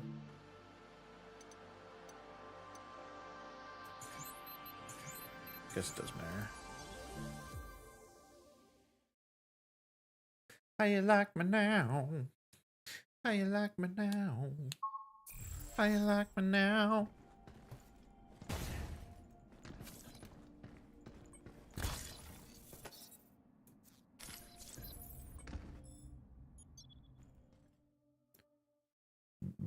Excuse me.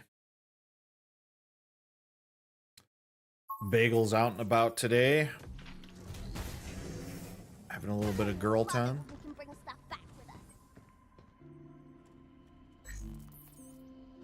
Got a lot of lumen here.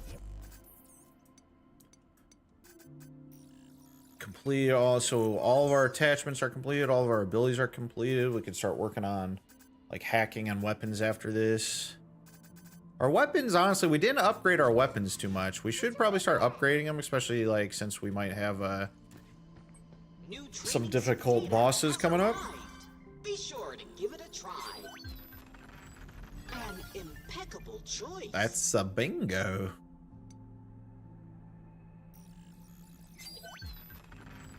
Shadow Executioner. Oh, we can make Diana a little robot baby now. Gift? We regret to inform you that we do not offer any wrapping services. Triple bingo! That's a bingo. Critical response. Gunfire on open enemies increases hacking damage by 20%. Only effective in certain hacking modes. Okay, interesting. Please enjoy your purchase.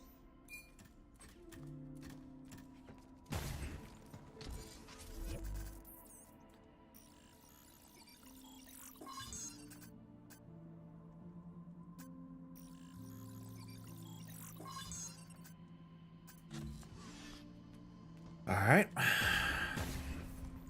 Should we do some trainings? So we've unlocked a lot of trainings. There's only 3 that we have not unlocked yet. Medic. Defeat all enemies, complete within 100 seconds. Oh, that's right. That one was really hard to do.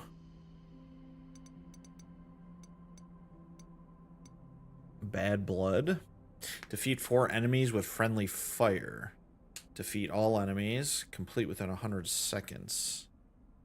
Burn, burn, burn. Defeat enemies with weapons in 90 seconds. Summit. I don't know. The trainings just don't sound appetizing right now. For whatever reason. Okay, so we got like the indoor area. We got like another play place. We got the outdoor area that we're missing one for. And then the beach area. To the beach!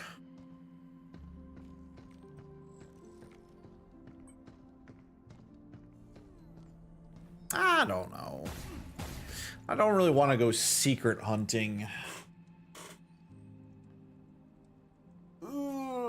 Maybe we should take some time. Maybe we can do some Reddit. Do our online games. Look at what we're going to start playing.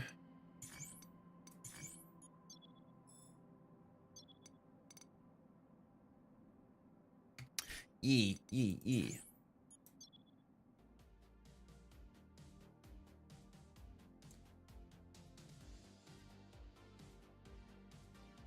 These are our games on my backlogs right here. I do want to get this Felvidic game going at some point. We got Hollow Knight Silk Song. We got Ori and Will of the Wisps. Red Dead Redemption 2 is on sale, but I don't think I'm going to be playing that.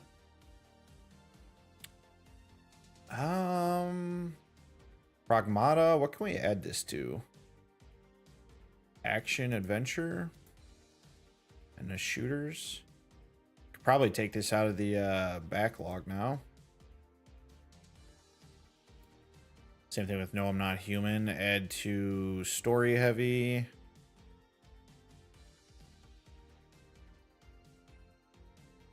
And horror, and remove from backlog. The Long Dark. I knew I had that. We were talking about that the other day with someone. Fell on the dick. What? Keep feeling his dick. Wait, who? What? Ooh, what? What are we talking about?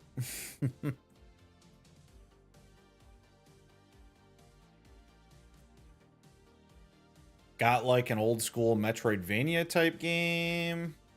I don't know. I'll have to think about it. Let's do some of our online games, shall we? Let's do some Scrandle. Steak and chips with chimichurri or cheesy nachos. Reminds me of Fear and Hunger. Oh, Felvidic. Oh, okay, gotcha. Yeah, I fell on the dick. Gotcha. Okay, I didn't know what was going on there. Why weren't you invited? Because you got enough partners, Vine. That's why you weren't invited. I'm just joking. Okay, so we got steak and chips or cheesy nachos with chimichurri sauce. That steak looks raw. Yeah, it does. I think I would personally go for the nachos over this. Chimichurri sauce doesn't look bad though, but yeah. All right, we got cheeseburger with the driest looking bun on the planet, or chicken curry, rice, samosa, chips, yogurt, mint, bought from food van during Blackburn boycott. Okay. This looks like a whole bunch of different stuff. No such thing as enough partners. Right, one looks like someone threw up on it. Yeah. It's like so, this is like the blandest looking thing ever, and this just looks like a fucking pig slop. I don't know. I gotta go for this. Okay, people went for that. What the fuck? Lumpia? Or bratwurst? I gotta imagine people went for the lumpia.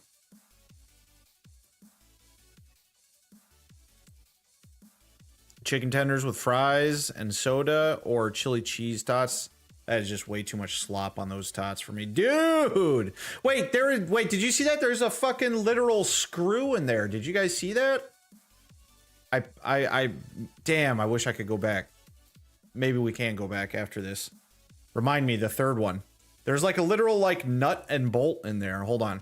Remind me, we'll go back. Remind me when I'm done. We can see if we can go back through the pictures. All right. Victoria sponge cake or pie? Well, we're never going to go for the pie and gravy. Oh my God, it won. We're doing terrible today. Remember how we won them all last time? Today's the opposite. Chicken tenders and waffle fries. That sounds pretty good. And we don't go for the peas and mush, obviously. A bucket of pickle chips or cheese and ham panini.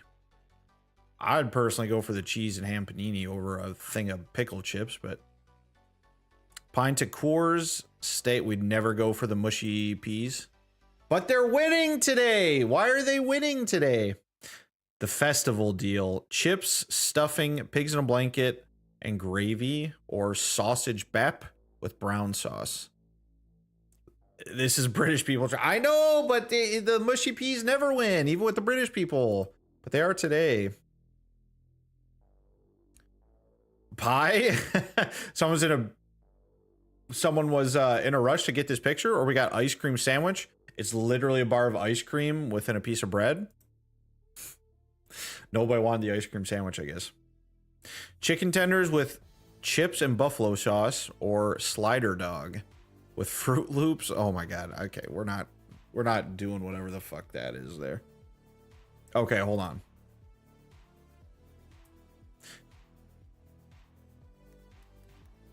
Damn. There's gotta be a way to zoom. You can see it right here. It's a literal like nut and bolt, like a screw with a nut on it. I wish I could zoom in on this.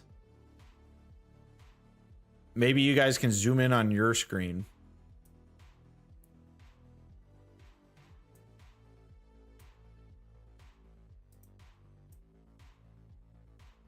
All I see is the nacho. I wish I could zoom in. Trying to think of how I can how do you take a screenshot on a computer? How do you take a screenshot on a computer?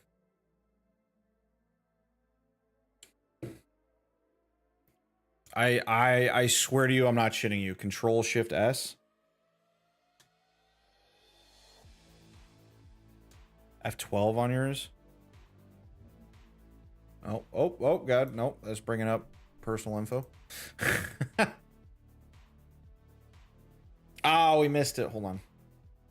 There we go.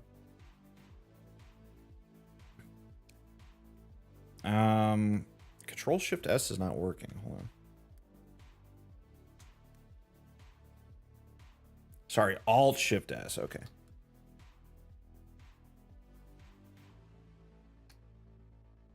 Still not working.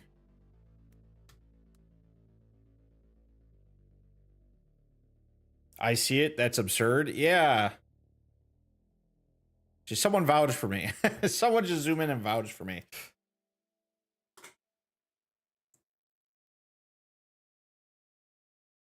Also, I just noticed this. We got 5 out of 10. So the comment is literally, a coin could take your job, mate. Damn. But Vine sees it. I'm not lying. There's a literal nut and bolt in the food here. And what's crazy is that won. That's what won today. Which one is more monthly searches? Soccer or Bruce Willis? Gotta be soccer, right? Bruce Willis? Isn't soccer? Well, I guess soccer, not football. Kesha or Coldplay? I feel like Kesha's a little more relevant these days. Also, not hating the outfit. Oh, I was wrong. Okay. Coldplay. I'm not doing too good. Quantum of Solace, Forrest Gump over Quantum of Solace easily. Might be one of the highest rated movies we've seen on here. All of them have a screw loose. Took a screenshot. Okay. Zoom in on your screenshot, then post it in the Discord.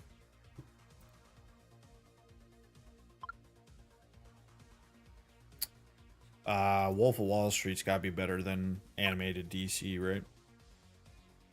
Into the Wild. Never heard of it. But I was assuming it was going to be a 6.6. House of Gucci, I don't think is going to be an 8.1.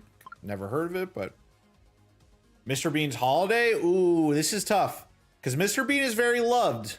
But I also feel like there's some critic snobs out there who's like, ooh, it's for it's childish humor. No! See what I mean? People don't appreciate Mr. Bean. We got a little bit further on that one, though. I remember this being low, the Mr. Bean Holiday. I should have read that before we started. Apparently, even in that outfit, Kesha couldn't beat Coldplay. It's bastards.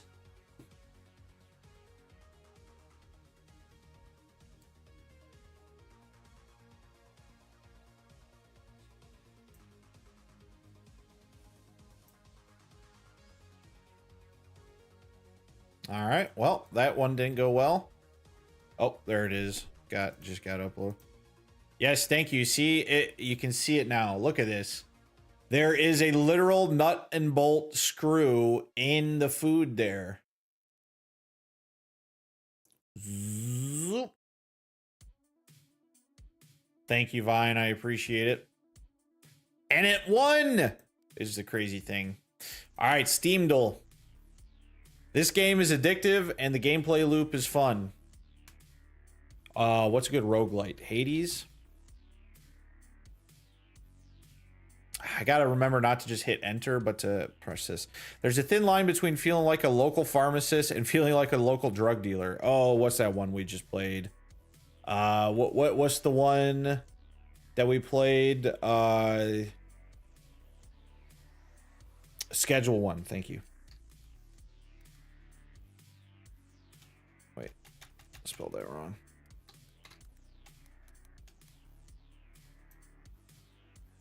No, it's not Schedule 1. A very easy, peaceful game that has allowed this very stressed college student to have a moment to breathe. I know there's literally a game called like Drug Dealer Simulator. There's so many games with drug dealer in it. Okay. There's a Mushroom Man. I personally love him, and I think he's a real fungi. What's that new one? There's also a very new game called like RV. It might literally just be called RV. No, okay. This game is too long. It is 10 chapters, but the gameplay became repetitive around 6 or 7. Oh, I don't know. It's a peaceful game. That's for a little iron in your diet, says KG. RV there yet? Rhythm Heaven?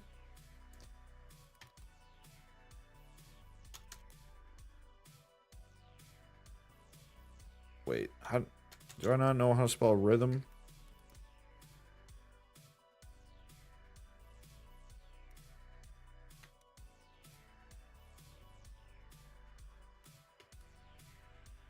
There's no Rhythm Heaven on here.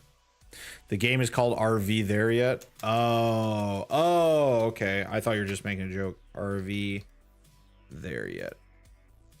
Nope. Jake says, darn. I opened this game and then proceeded to play it for 10 hours straight before heading to bed. I then dreamed about this game and I woke up. I 100% it. It's an okay game. I don't know. This is our last guess. Balatro. Potion Crafts. You know, I've seen this, but I never played it, so. Maybe I've seen Scat play this. That didn't help at all, bruh. All right, Rule 34. Carol T. That looks like Sprigatito. Or Professor Layton. I gotta go with this. This feels a little too niche. Fate Grand Order. Leonardo da Vinci. Ooh. It's gotta be more than 300. Tomb Raider. Okay. If Tomb Raider loses this, as I say, there's gotta be so much Lara Croft stuff out there. Ooh, Jonathan Joestar. This might be literally the highest number we've seen, though. There's probably a lot on this, but I gotta go with Tomb Raider. There's not even a ton on Jonathan Joestar. Okay, Pokemon. We always know there's a bunch of Gooners over on Pokemon.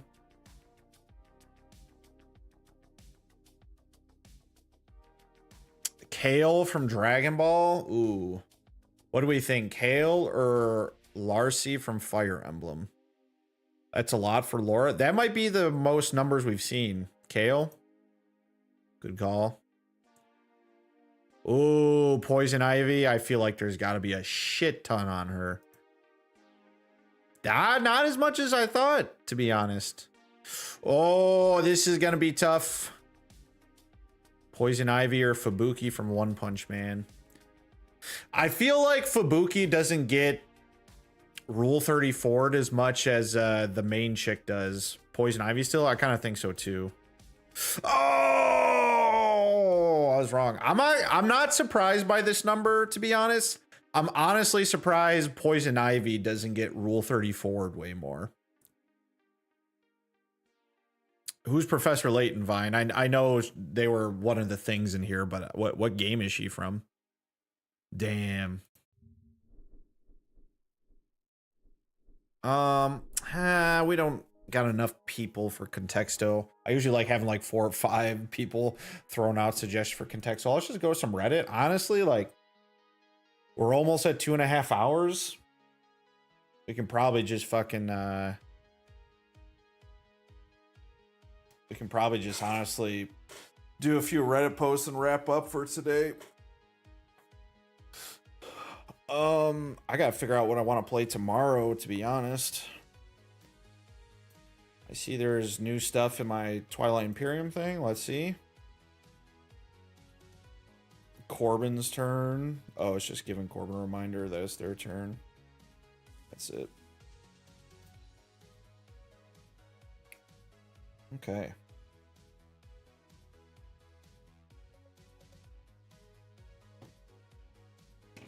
Professor Game is from the game Professor Layton. That would go to Catwoman or Harley Quinn, but I feel like Poison Ivy is like up there with those guys. I feel like Harley Quinn maybe a little bit more lately because like Margot Robbie's kind of brought Harley Quinn into the more popular space.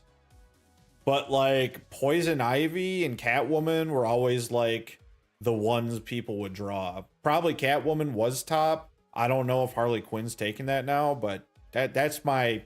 Granted, I don't know, but I feel like that was just my general feeling on it. Am I the asshole for using my dad's underwear to make a point about the toilet seat? Ugh. Okay. We gotta know what this is. Whoa, this is fucking long. Okay, this has been going on for so long in my house, I feel like I need a third opinion. I, 21 female, live with my parents, my younger sister, 13 female. We have a 2-bedroom apartment with 1 bathroom, thanks to the old building layout, so all of us share it. The problem is my dad does not lift the toilet seat when he pees, and he ends up leaving splash marks on the seat. That's disgusting. Refuses to clean after himself too. It is not just about how it looks, it also smells, makes it inconvenient for me, my sister, my mother to use the bathroom, checking for stains every time. We have told him many times over the years just to lift the seat, but he refuses and ignores it. At one point, my younger sister was younger, like 9. She used it to sit down, thinking much, and got a skin rash. I mean, that's just disgusting. I was really frustrated, and it kind of blew up for me recently. I told my dad that if he kept leaving the seat dirty, I would start cleaning it with his underwear. He did not take me seriously, so I actually did it. Whenever I found stains, I used one of his clean underwear to wipe it. I even used the ones he kept as backup. Nice. Kind of based, to be honest. Eventually, he ran out of clean underwear, and the ones left smelled. So he realized what I've been doing. We had a big fight about it, and we've not spoken for 2 months. You live in a 2-bedroom apartment, and you haven't spoken for 2 months? Some relatives found out and are telling me I'm making a big deal out of a small issue. The first, they refused to even address the issue when I tried to explain. Now they just explained to me that it's just a habit he doesn't have. It's just a habit he doesn't have. We should just make up and not spoil our relationship over this. My sister's also telling me to stop fighting, but I feel like this is basic hygiene in a shared space. I mean, before I read on, I will just say it is like, I do think you should kiss and make up. Like, this definitely isn't something to ruin your relationship over. That being said, I definitely feel like the dad's in the wrong. That's fucking disgusting. Clean up your fucking piss and shit if you're getting it all over the toilet seat. It's not on others to clean up after you. Clean up your bodily waste after that. She's making a big deal out of a small issue. He's making it a big deal because he's not cleaning it up. I know using his underwear was extreme. I don't even feel like it's that extreme. She told him. She even told him she was going to do it. Yeah, I think this is totally justified behavior, to be honest. Dude, just open the lid, man. It's that easy. Or just clean up. If you don't want to open the lid, just wipe the seat down when you're done, man. I keep a pair of dude wipes by all my toilets in my house. That's because if there's a little splash on the seat, I can take like a wet cloth and wipe it down. And then I toss that in the trash because you don't want to flush those, but I don't know. It has started to take a bit of a toll on me because it has started this Cold War in my house. But I feel like I should stand my ground because if I don't, my compliance will spill into other things. They're not just minor inconveniences. Am I the asshole for standing my ground over this? I don't think so. Clean up your fucking piss and shit, man. It's that easy. Edit some extra contacts. Yes, I'm an adult, but I live in India where you don't really start earning till you get a degree, which is at 22. Oh, wait. India. Okay. This is normal behavior then. I just hear India's dirty. I've never been, so I can't judge. That's just the stereotype. Vine says, I've never played the game, but I was playing Rule 34 Duel with my girlfriend. We saw Professor Layton from Professor Layton and turned it into a bit because we found it so funny. That's hilarious. I love it. Okay. All the people coming after my mom, please don't. In a culture where a woman's life is defined by her father, husband, then son, she has done the best she could. She came from a village where she was literally the first woman to have an office job. Okay, this is just, yeah. I'm not even going to read the comments on that. No, your dad's definitely the asshole. Just clean up your fucking bodily waste. If you don't get it in the toilet, it's on you to clean it up. Am I the asshole for not wanting to give a direct money to my husband's ex-wife? I would say no. I'm 35, female. My husband's been divorced for 10 years from his ex, yet they share a son. I have no problem with this. I wasn't part of that relationship. I did not destroy it. So I stay in my lane most of the time. We get along for the most part. But the one thing that we can't get along or see eye to eye on is money. Is she talking about her husband or the ex? The court did not order child support. Okay. My husband pays for his health insurance and anything that he needs. It's literally anything that he needs. Okay. Recently, my husband's ex has been hitting hard times with money. She does not work. I'm not 100% sure what her income is, but she asked my husband for money to buy clothes for his son. Again, no problem. We gave her $500, which would... I'm a little confused. Does the son stay with the mom or with the dad? or with you guys? And what do you mean the court did not order child support? Didn't order it on who? Your husband or his ex-wife? You're not putting enough details in for this. Okay. So we gave her $500, which is planning to buy new clothes for the rest of the school year and summer. Okay, so I'm assuming the kid stays with the mom then, and then they didn't order the husband to pay child support. That was in January. Now she's asking for more. She admitted that she didn't use the money just for his clothes, instead using some of it to buy new household items for the rest of the family. She has 3 other kids. Am I the asshole for saying no more? I told my husband that if she needed anything for his son, we would buy it and then send it over. We have not yet had this conversation with her. I want to provide for my stepson. That is not the issue here. The issue is that I feel like we are providing funds and they're not being used for what they're meant to be. Yeah, welcome to child support. I don't think I know one person that legitimately uses child support for what it's supposed to be 100% of the time. Any advice or any insight on what to do here? I don't want to fight over money, and I know money isn't the end all be all, but I have a family to support too. When I'm handing out hundreds of dollars and the expectation is to just give more, I don't know how to survive supporting his ex-family and mine too. And for context, we have 50-50 custody. We pay for healthcare and 60% of the co-pays. We also have him full-time during the week. Oh, wow. Okay, so they have him more often than the ex-wife has him. And he gets weekends during the school year. And during... Oh, wait. We also have him full-time during the week, and she gets weekends during the school year. Okay. And during the summer, we split 50-50 as much as possible. It was ordered by the court that no child support be paid due to the fact that she didn't want it, and she signed papers saying this. Well, she would be paying child support more than him anyways, because if they're taking care of the kid majority of the time, she would be the one paying child support, not the husband.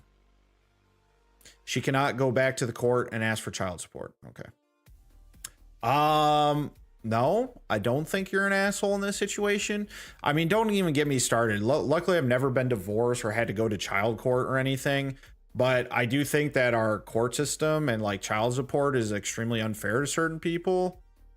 I mean, it's tough though, because I do think that they do, when people get divorced, they do have an obligation to provide for the kids still.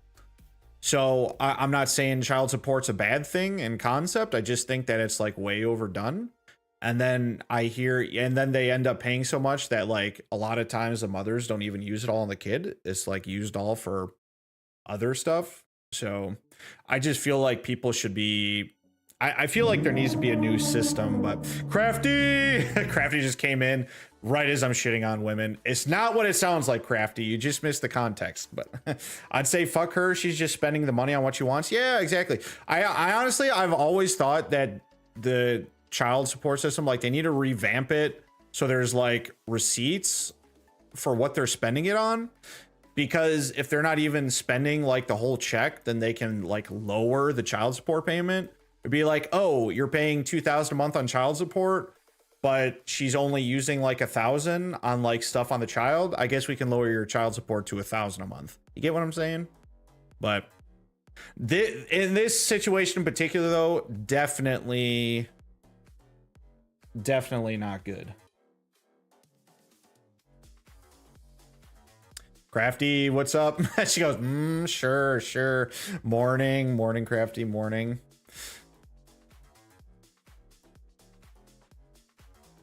So I would double check the child support order. My understanding is not up to a parent. A parent cannot refuse. It is the child's money. Okay, this person's just an idiot. They signed a thing saying they're both okay with not doing it. Do you think he is paying more than he should total? Is it worth the potential fight to do this? Who knows how much money she spends on the child herself? Yeah, okay. I don't want to get into this. This is just going to be messy in the comments because there's going to be a lot of people, probably like myself, that don't understand the system and are just going to make stupid comments. But all in all, no. When that conversation, okay, you gave this person a bunch of money and they straight up admitted they haven't been using it on the child. They've been using it on themselves and stuff for the house.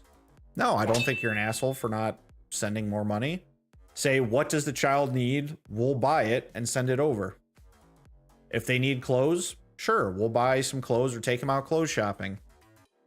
I would definitely would not send them just a blank check anymore if they admitted to not using the money on the kid. Panda, he has no obligation to pay at all. Yeah, well, first of all, they have no, in this situation, they wouldn't even be the ones paying child support because they have the kid majority of the time. So it would be the mom paying child support to them, if anything. I'm sorry, a blank check. Yeah, that's a little bit exaggeratory.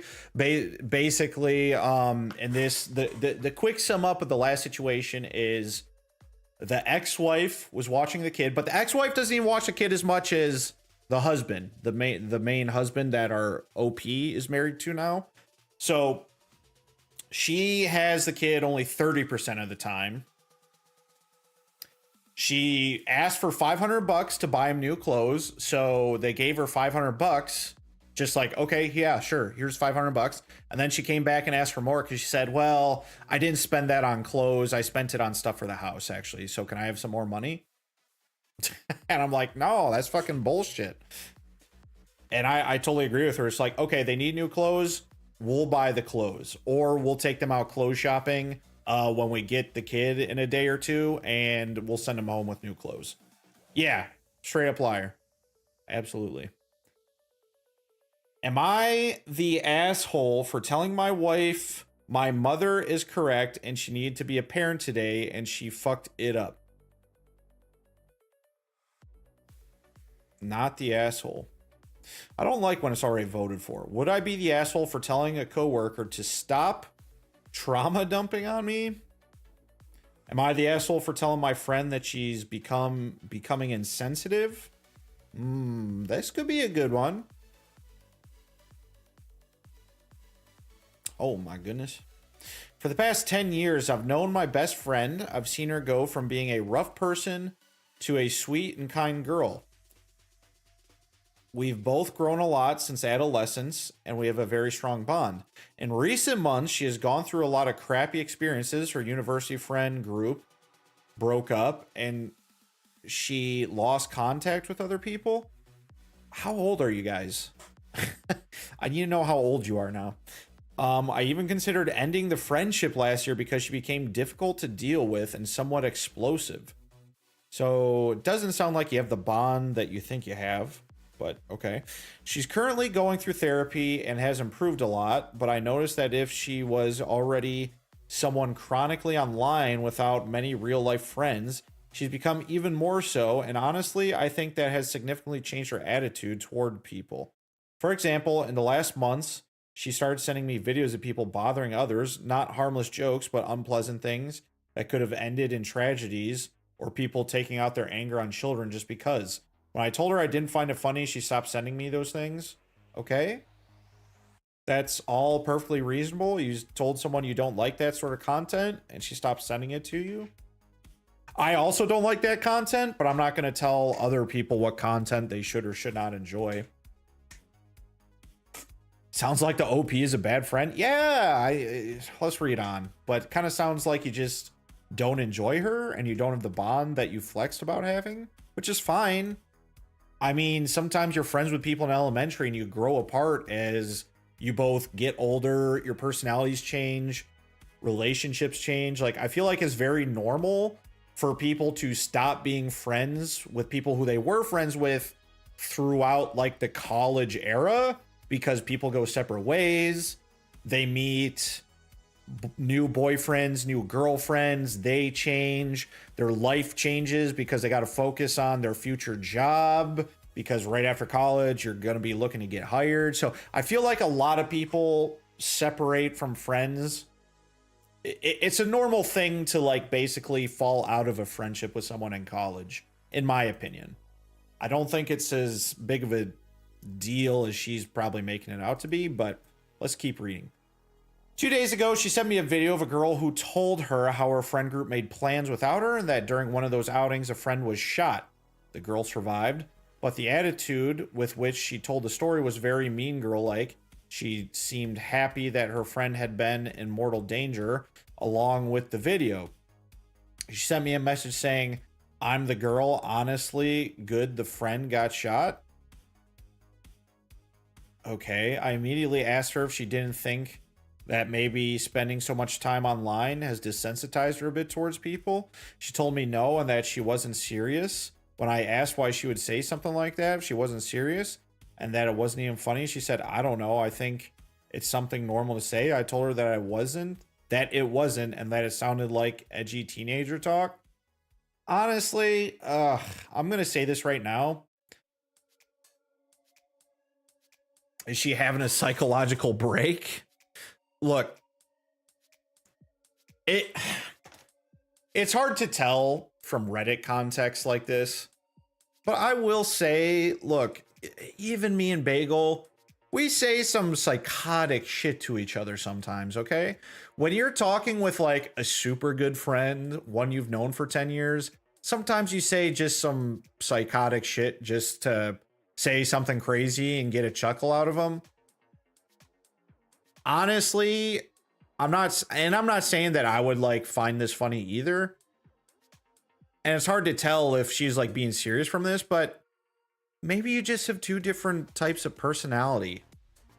Like maybe she thought that was funny, you clearly didn't, but like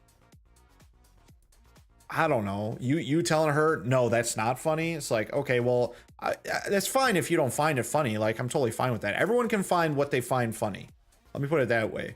That's like a total opinionated thing. Comedy is completely opinionated.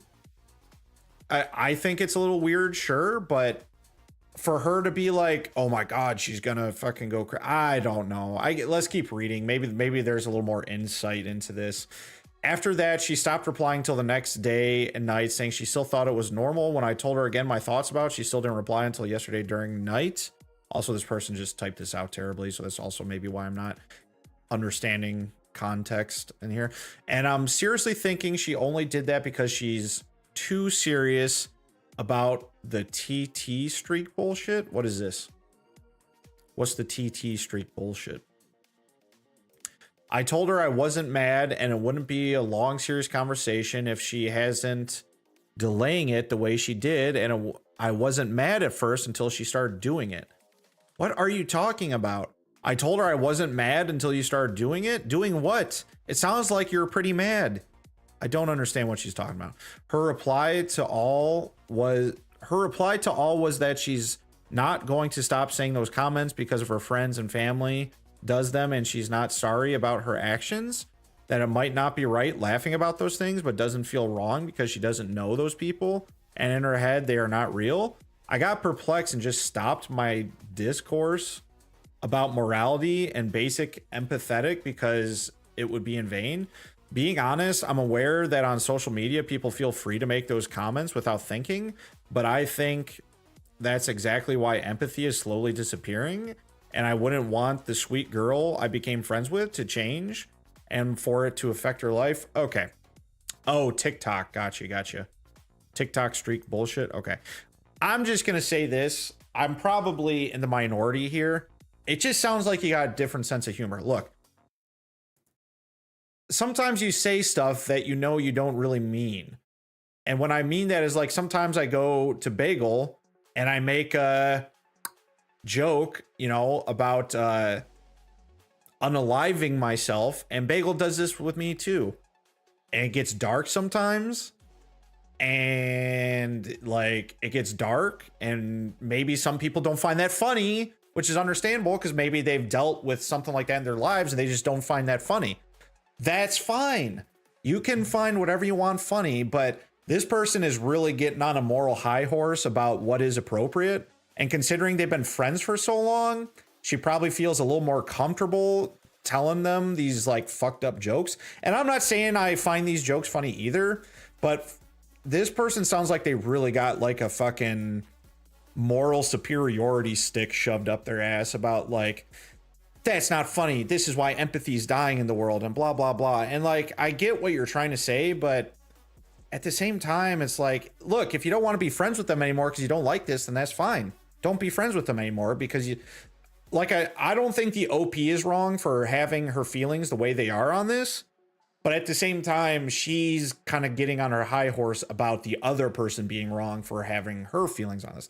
Is it weird? Is it fucked up? Yeah, but look, my point being is that me and Bagel kind of make jokes like that to each other, but in the real world, we would never seriously do something like that. So my point is with this person, she's making a joke that somebody got shot in real life. Okay, a little bit fucked up, a little bit dark, but I'm sure if it was real life, like, and one of her, like, if this happened to somebody she knew, she wouldn't be like happy about it. You know what I mean? I mean, maybe she's a total psychopath. Maybe she really would be happy. My point being is that sometimes people joke about things. Like she said, she doesn't know these people, so she's joking about them. But if she did know them, like, I don't think, you know what I mean? Like, I don't know.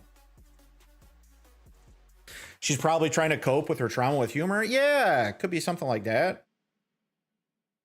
That's what I mean too. Like, it's just like, look, if the OP isn't down for that kind of, like, she's kind of sick of this person, that's fine. I get that. I'm not saying the OP's wrong for that. I don't think anybody's the asshole in this situation. I just, like, look, sometimes people say shit, crazy shit, to people who they think they have, you know, like, the circle of trust with, because they don't think they're gonna go and text it, like, guess what this person said? Like, me and Bagel say some fucked up jokes to each other, and that being said, if we ever came across situations in real life that involved the jokes that we laughed about, we would take them seriously and not joke about them. You know what I mean? And I feel like a lot of people do that. Like, sometimes you just joke about shit, but that doesn't mean you would be that cold or unempathetic in real life if something happened to a friend. I don't know. I think this person, they didn't do anything wrong, but I feel like they kind of need to take that moral high horse stick out their ass a little bit. And, like, look, if you don't like that humor, that's fine. Break off the friendship if you're done with it, but don't act like, don't act like this person's beneath you just because you find them annoying. I feel like that's the crux of it. She finds her friend annoying now, and it upsets her, which is fine. You can find them annoying. I got friends who I find annoying. It's just, it is what it is. I'm curious where Reddit, I actually have no idea how Reddit is going to react to this, so I do want to look at the comments. Sometimes people drift as friends, and that's great. Yeah. And look, sometimes, like, you realize, like, why did I ever think they were a friend? Like, I find them annoying. I don't really care for them. Okay. That's just how it be sometimes. Yeah. She said it herself that her family also does it, so it's probably their sense of humor. The OP just needs to understand it. Yeah. KJ says he needs to suck it up, Buttercup. Yeah, I agree. TikTok streak, like, on Snapchat. Oh, I didn't realize there's TikTok streaks like that. Maybe because I open TikTok every, like, 30 days, and then I, like, see the videos that Vape and my sister have sent me. I gotta, like, catch up and stuff, and I'm like, oh. But, or Crafty.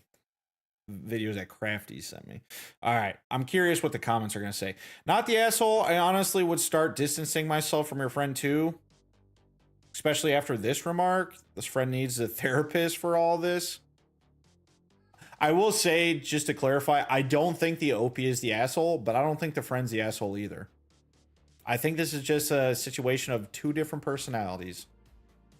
I mean, maybe she needs therapy, but I don't know enough about the girl to say if she needs therapy or not.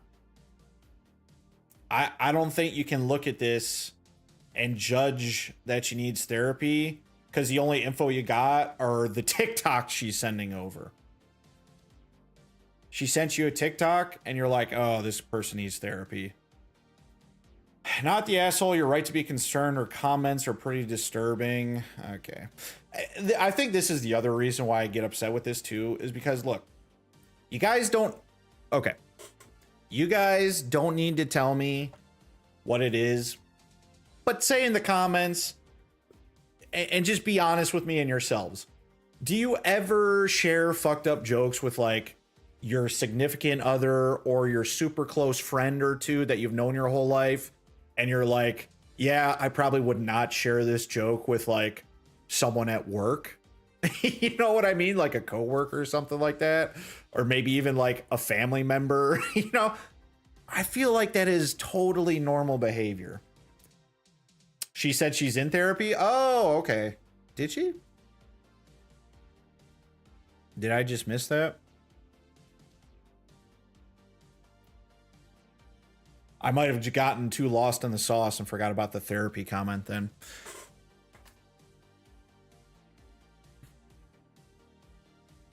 I think they need to stop being friends. Yeah, I kind of agree. You stupid. Did she? Did she say that? Do you remember where exactly?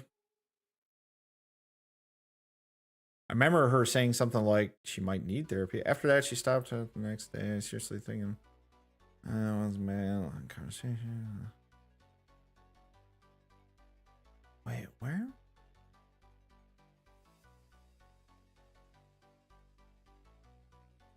Oh, yeah, she's currently going to therapy. Okay, yeah. No, you're right. She is going to therapy. She's currently going to therapy, has improved a lot, but I noticed if she was already someone chronically online. Her university friend group broke up. She lost yeah, okay. So, yeah. So, okay. She's going to therapy. Fair enough. So, the chick is fucked up.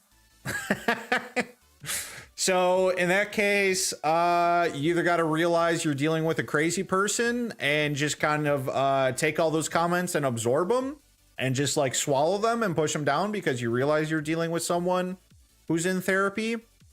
Or you have to distance yourself because you can't handle stuff like that. You know what I mean? You said it yourself at the first paragraph. Yeah, you're right. Okay. But there you go. I would end the friendship over this. I think how people treat or talk about others on the internet is very telling of who they are. Totally disagree. Am I the asshole for telling my friend she's unreliable? Oh, wait, this is other stuff. I still agree with what I said, though. Everything I said, I think, still stands, but we at least got confirmation that she's going to therapy. So there might be something a little bit more crazy up in there. Update. Am I the asshole for holding my grandmother's pearls hostage if my partner can't go to my sister's wedding? Okay, that's crazy. I thought I'd post an update on my situation, which I covered in this. Okay, this is already voted on, so I don't really want to get into it. Someone said not the asshole, so.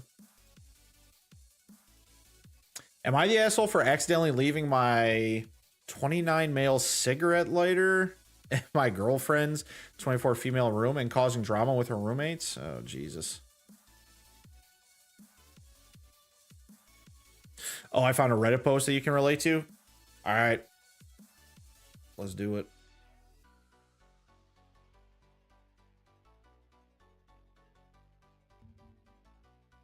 Today I fucked up by drinking way too much on a second date and needing an emergency roadside stop mid-drive. Oh, shit. First of all, how dare you? Oh, man. These are always so long.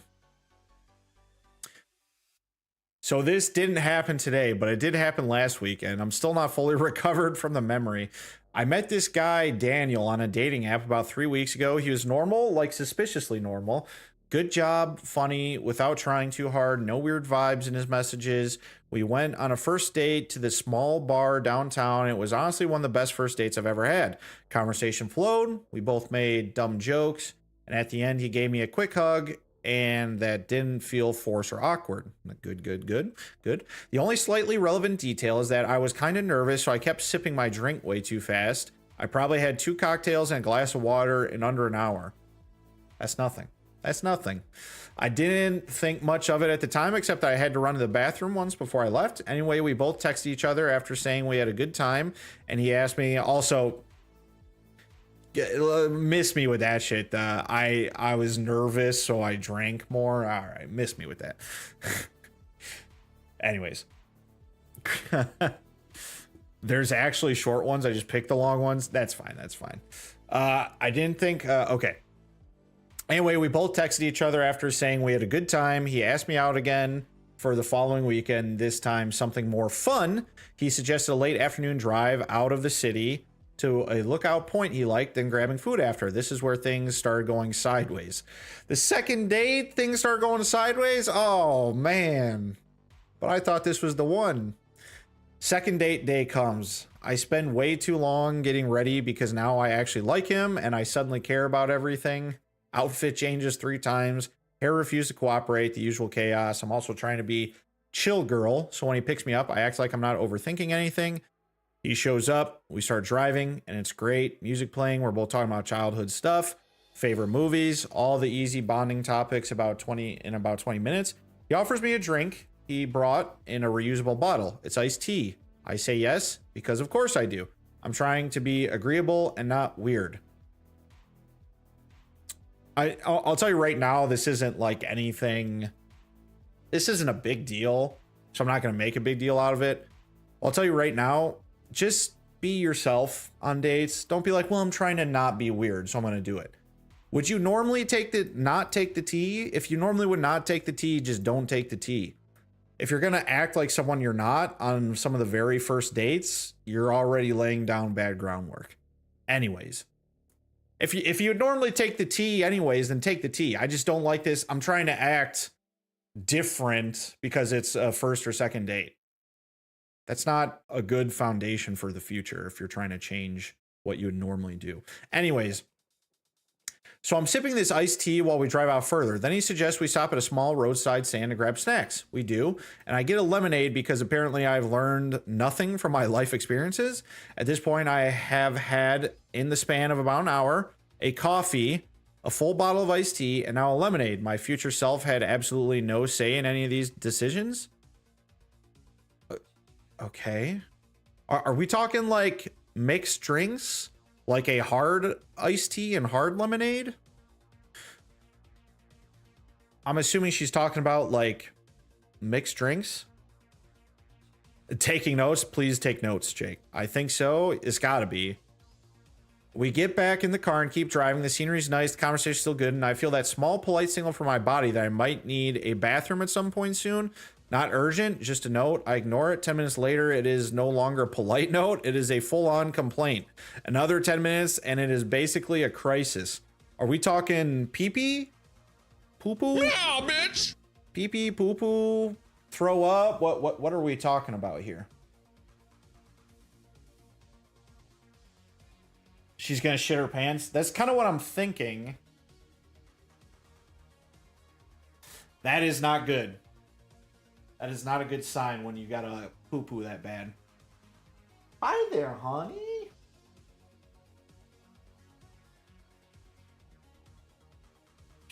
I'm gonna be wet as fuck. Oh, yeah, good point.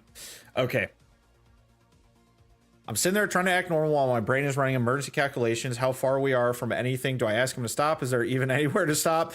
Why did I drink so much liquid like I was preparing for a hydration competition? Finally, I asked casually, hey, are we close to a lookout? And he goes, yeah, like 15, 20 minutes. 20 minutes suddenly feels like a different time zone. Oh, yeah. No, when you got to go, 20 minutes is like not what you want to hear. I realized pretty quickly that toughing it out is not an option, so I interrupt him mid-story and say, way too fast. I'm so sorry. I actually need to stop for a second. He immediately looks around. Yeah, of course, I can pull over. Finds a quiet stretch of road, perfect, with some trees and fields, but still open and still very much not ideal in terms of privacy. Okay. I go behind a tree. He stops on the shoulder. He says he stays in the driver's seat. Hands loosely on the wheel, giving me some space without making it weird. At this point, my options are limited and my dignity is already on thin ice. I basically accept reality. I open the passenger door, stay right there, tucked between the door and the side of the car, using it as a shield from passing trap. Oh, no. Oh, she can't even make it that far from the car. From his angle, I'm not fully hidden, but there's also no pretending this isn't happening. We both kind of hover in that awkward silence for a second, and then because neither of us knows how to behave normally, he starts trying to make light conversation. I'm paraphrasing a bit because I don't remember exactly what was said, but it's pretty much like, this road's actually kind of nice in a weird way. He says. She says, yeah. Very open landscape. Right? Good visibility. Extremely, I say. There's another pause. Car passes. We both go a little still. Then he adds carefully, we're basically in the middle of nowhere out here. Yeah, I say. That's kind of the theme of the drive, apparently. Another beat of silence. Okay, so they have awkward conversation. I get it. He lets out a short laugh. Yeah, maps are a bit optimistic sometimes, and it's exactly at that moment I very urgently cut him off and say something along the lines of, okay, I really need you to stop talking for a second so I can just get through this. There's a brief pause. Yeah, he says quickly, got it. I'll just, yeah. So we both go quiet, like completely quiet. The kind of silence where you are hyper aware of everything, including passing cars, the wind, and now the loud hissing of my pee. After a short time, I also oh, God, this is brutal. After a short but also painfully long minute, I finally finish up, wipe any drips with my underwear. Oh, I immediately say, okay, do not look at me. He stares straight ahead. I'm absolutely not looking at you. I adjust things quickly, pull my pants up, settle back onto the seat like I just have returned from war. There's another beat of silence. Then I say, we're pretending that didn't happen. He nods, already deleted. Good. I mean, look, this is, I understand that this is mortifying. I'll tell you right now, though, if they make it through this, this could be a very funny future story for them. It's already a funny future story, but anyways, let's keep reading. I somehow, after that, we just kept going. He starts the car again. After a few minutes, the conversation just comes back like nothing happened. The embarrassment fades into the background noise. I stop feeling like I've permanently altered the timeline of my dating life.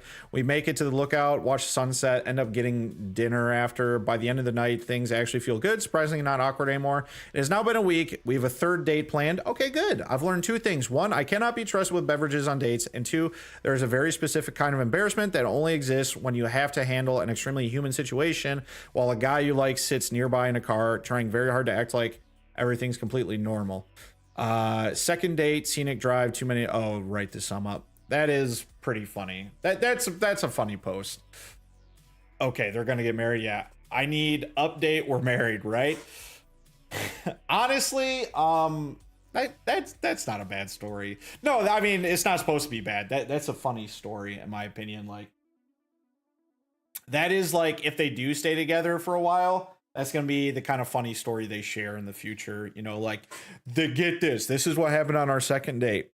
Come on. It was just pee, though. Like, you couldn't like waddle 20 feet so you're out of earshot distance. I guess not. Also, that sucks that she's got to wipe with her underwear, though. Ugh. Yeah, don't. Ugh. Well, gross. I thought it was poop. I wasn't sure too. I wasn't sure because she talked about how they had drinks on the first date, so I didn't know if she was getting at, like, is she gonna throw up? Is she peeing? Is she pooping? I had no idea what she's getting at. But there you go. That's pretty funny. I liked it.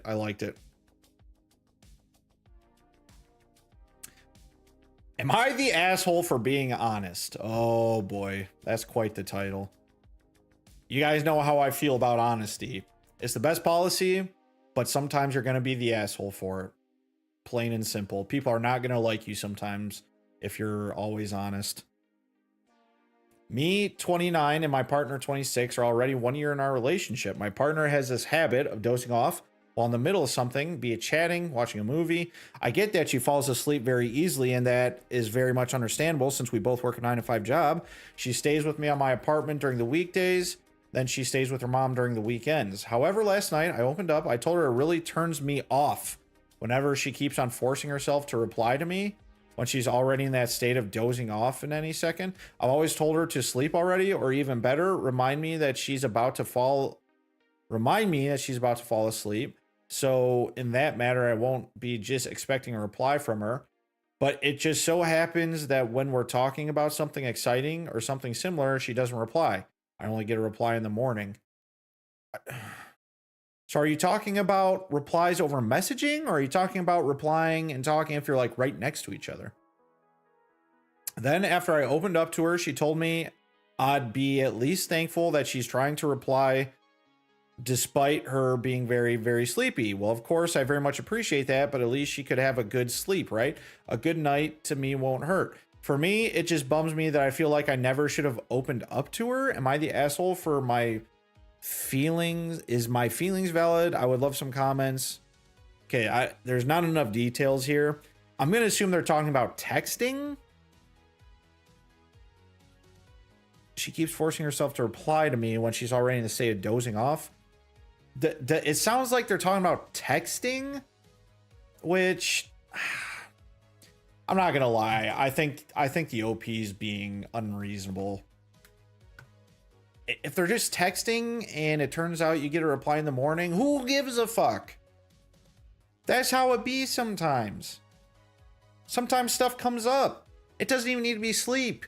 What if you're texting someone and someone fucking breaks into their apartment and they gotta fucking use their phone to call the police and jump out the window, and texting you back is the last thing? Yeah, they're overthinking it.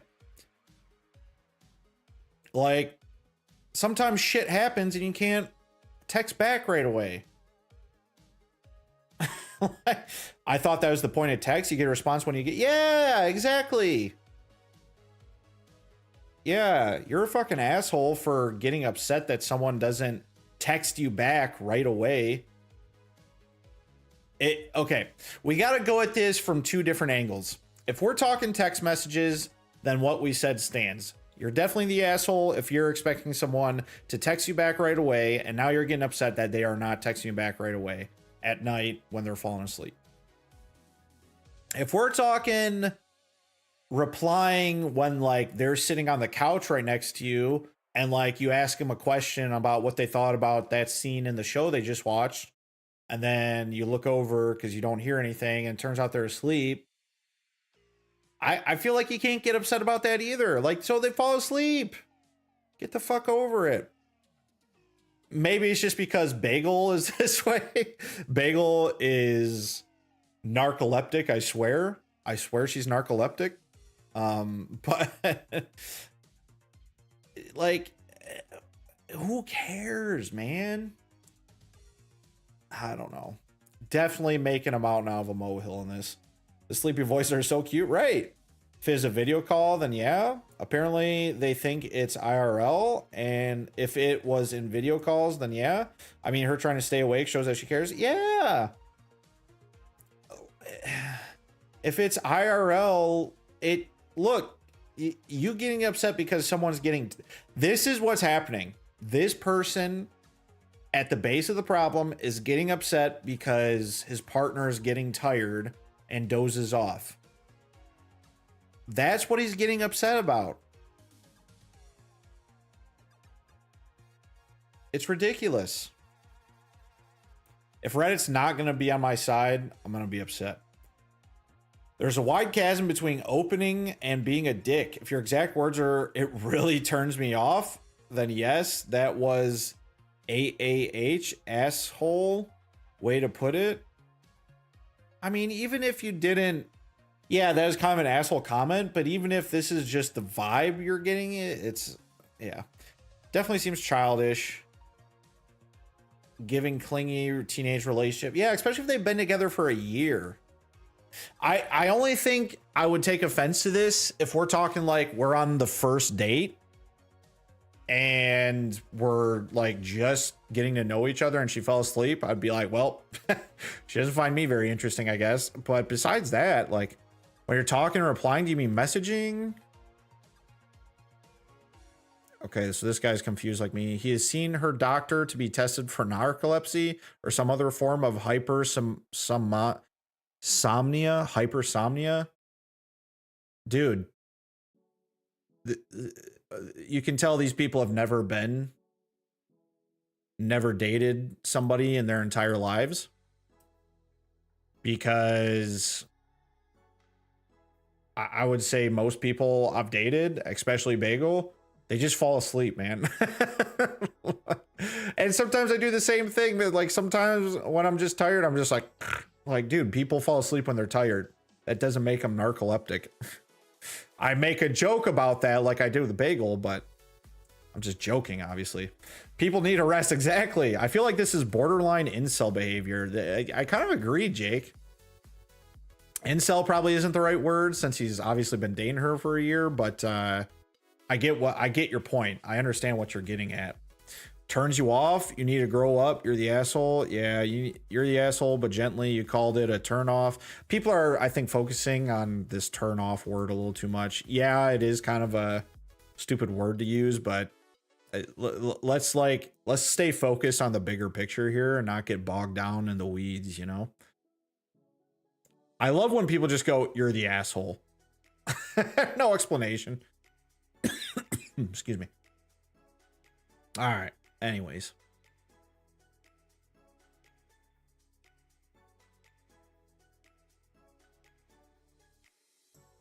Radar's trying to turn my computer off, but it's not going to work because I've put button covers over it now.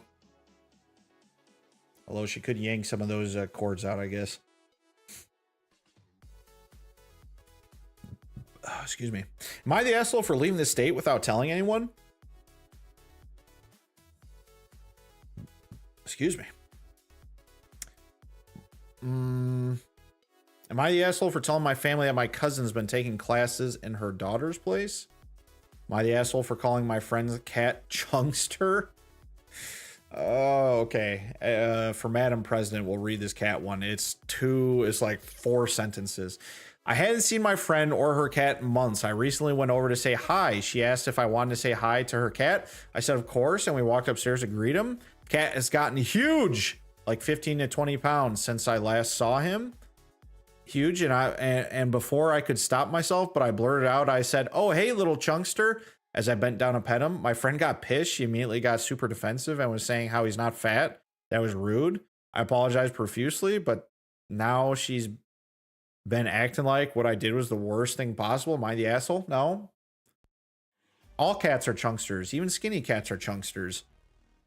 Every cat is a chunkster. Aren't you, Chunky? Aren't you, Chunky Peanut Butter Bean?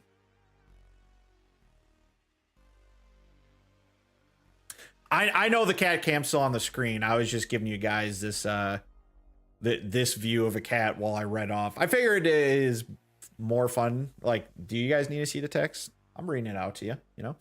The Pussycat's better than the Reddit stuff. That's what I figured. True. I nap after work, so does the missus, and damn near daily if we don't need to get upset about it. Yeah, no, I agree. It's just like, dude, getting upset over people sleeping is like crazy person behavior. That's more psychotic than the person that was making jokes about people getting shot. I find that more worrying than someone making jokes about people hurting themselves personally. Chunky floofy kitty. Exactly. Every cat's a chunk.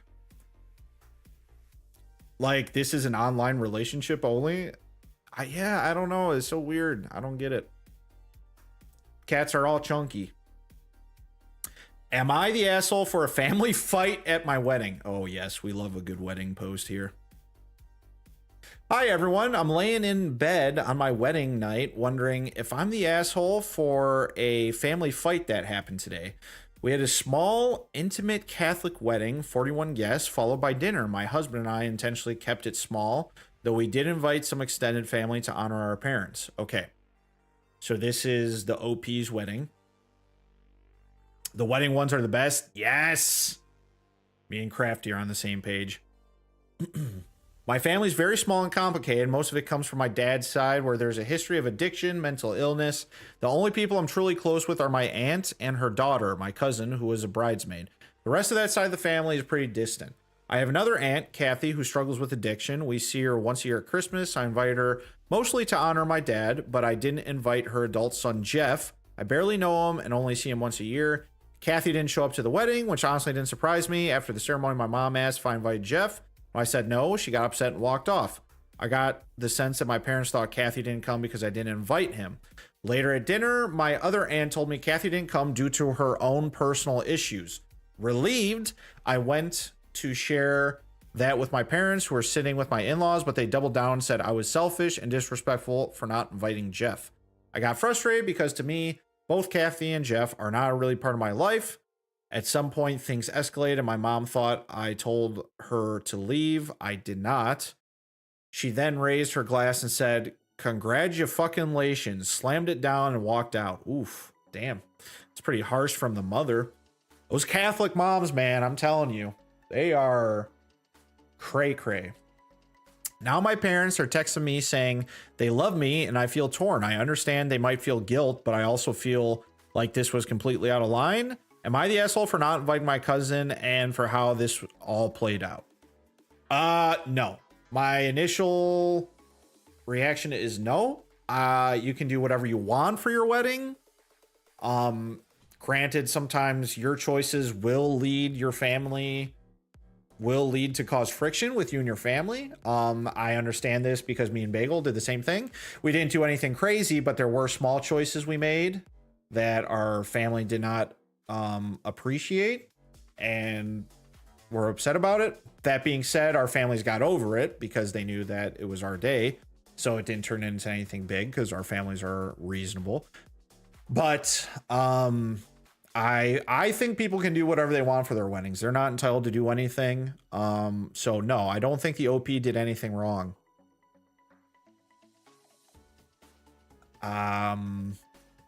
It did also, as far as handling the situation, I don't think she did anything wrong either, because it just seems like she what's the word? Did not like I don't know what the mom wanted her to say. She said, no, I didn't invite my cousin Jeff. It's not like, yeah, no, mom's definitely the asshole in this. I don't even know what else to say. She didn't do anything wrong. She can invite who she wants. She already invited extra people for the parents. She didn't invite her cousin Jeff, and now the parents are upset about it. Yeah. OP's offered the following explanation why they think they might be the asshole. Okay, I think I might be the asshole because I chose not to invite my cousin Jeff to the wedding, even though I did invite his mother, my aunt, and the decision upset my parents. They believe I was selfish and disrespectful for excluding him, and that it may have contributed to my aunt not attending. During the wedding dinner, I also engaged in an argument with my parents about it instead of de-escalating, which led to a scene and my mom leaving upset. I can see how my decision to exclude him and how I handled the confrontation may have made the situation worse and affected my parents on an important day.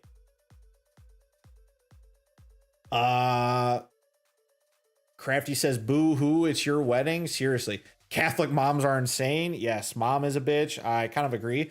KJ says, no, I hardly invited anyone in my family to my wedding. Yeah, like, he isn't obligated to invite them, man, if he's not even close to them. Yeah, and she was already inviting extra people to make the family happy. And this is why sometimes you like, depending on, and it depends on how, you know, you're going to know your own parents better, but it's like sometimes you can't give in to parents' demands because you know they're going to be upset about something either way. You know what I mean?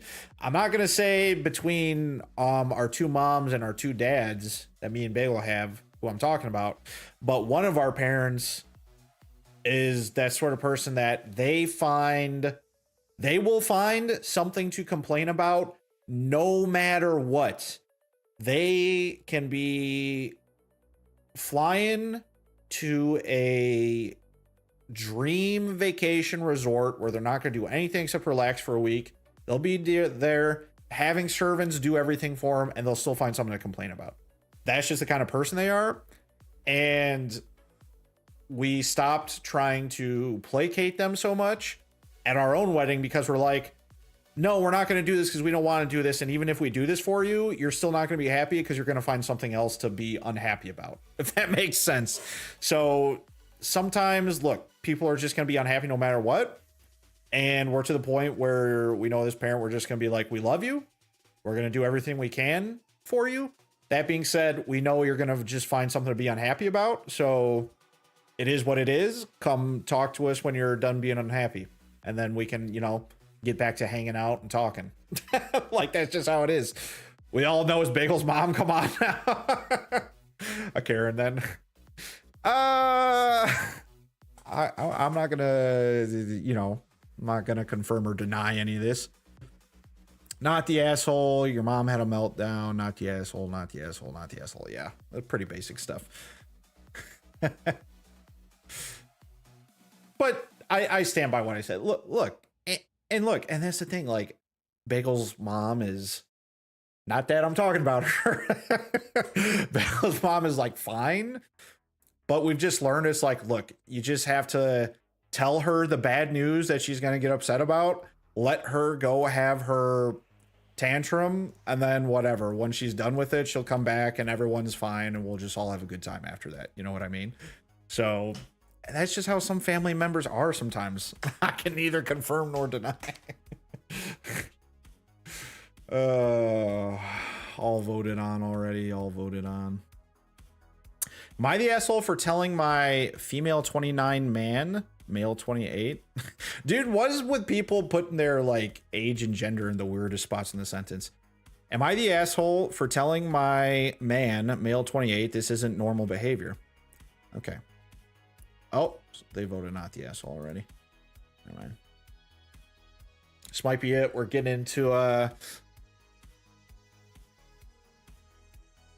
zone where everything's voted on. Am I the asshole for canceling my dance club's performance? Oh my god, that's long. Also, they're 18, so I don't really care that much. Am I the asshole for not doing the dishes? This could be juicy. Me, female 20, lives with my partner, male 21, and 2 other girls from my university, females 20. For the purpose of this, I will call them Susan and Holly. We have lived together since last year. Have never really been any issues, although I did not notice. Excuse me. Although I did notice that they began to slowly leave me out and do activities and stuff without me. Okay. This was until around Christmas time. We were, of course, starting our Christmas holidays and going to our respective homes. I was the first to finish that week. So, of course, I pack up and leave with my partner. Later that day, when I'm home in my hometown, I receive a message from Susan about when will I be back. So I respond that I'll be back next week for an appointment, but my partner, who has a full-time job, will be back and forth. She then responds with, okay, I was just wondering who would do the dishes, and I pop off. Okay. Context: for the last 1.5 to 5 months prior to December, I felt like I was doing the washing up constantly. Before this time, I used to be evenly split between the 3 of us who does the dishes. My partner works late, so usually would not have dinner with us, so I started to get really annoyed when that suddenly developed to just me doing the dishes. The dishes would actually be piled up every 2 days as they would not wash up. And the worst thing is there would still be food left in the bowls that wasn't even scrapped out in the bin, like rice, which basically solidifies into a bowl is left out. So obviously I was starting to get frustrated, but I never said anything. Then it came to Christmas and I had a pretty busy week that day, and I was just ready to go back home. I knew I had dishes, 3 or 4 plates and a pan in the sink, but did I care? No. I thought, I've been doing it for ages. I'm sure they wouldn't mind doing them. Apparently they did mind. So I popped off on Susan expressing my feelings, and she says everyone's been doing them, which I guarantee with the amount of dishes I was doing, this is a hard no. But we sort of had an argument. I did apologize for leaving the dishes, but said due to me doing them constantly, I thought it would be okay. Apparently not. Then I come back from Christmas, say hi to Susan, and she ignores me. I say hi again. She ignores me. Doesn't look at me. Doesn't speak to me. Nothing like I don't exist. Holly would initially have short conversations with me, like 2 minutes, then would go to Susan's room. Fast forward to present day, none of them are speaking or looking at me. I spend the majority of my time at my other friend's house, unless my partner has a day off. Susan and Holly begun not to speak or interact with them girls, which I feel bad about, even though the other girls said they are staying neutral and have messaged and tried to talk to Susan and Holly, to which they are being ghosted. They tell me not to feel bad and they don't care, but I still kind of do. I don't know. Am I the asshole? I know I didn't do the dishes, but is it really that dramatic? Okay.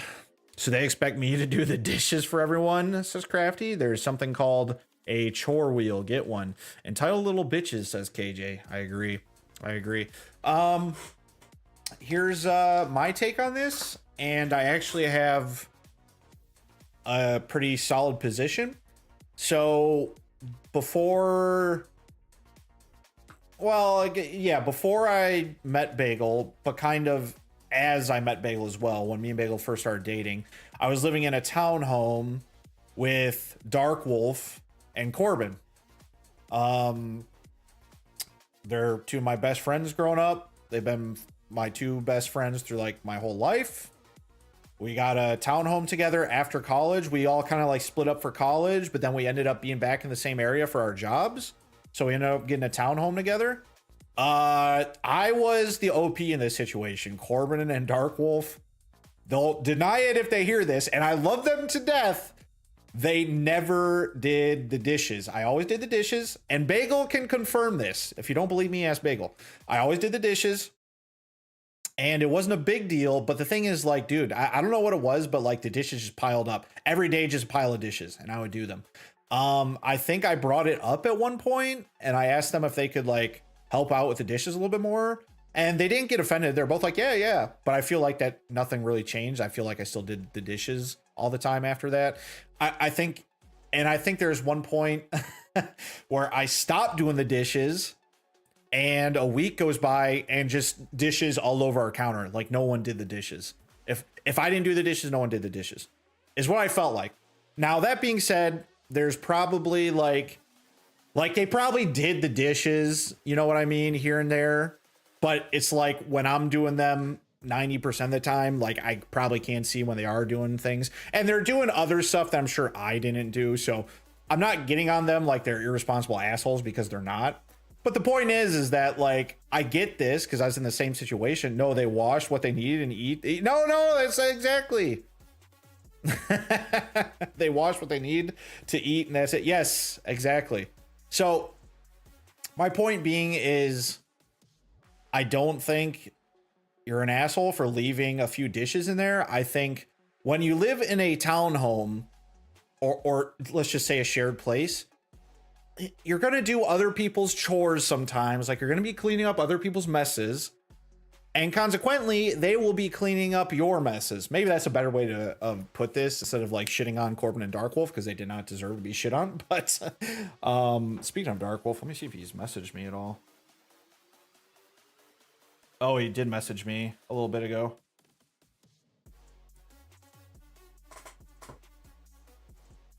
He woke up a little bit ago, but it was kind of already pretty deep into the stream. But the point is that, like, look, you're going to be cleaning up after each other. I think, honestly, the big asshole move here is the two roommates going no contact because they had to clean up 5 dishes. You know what I mean?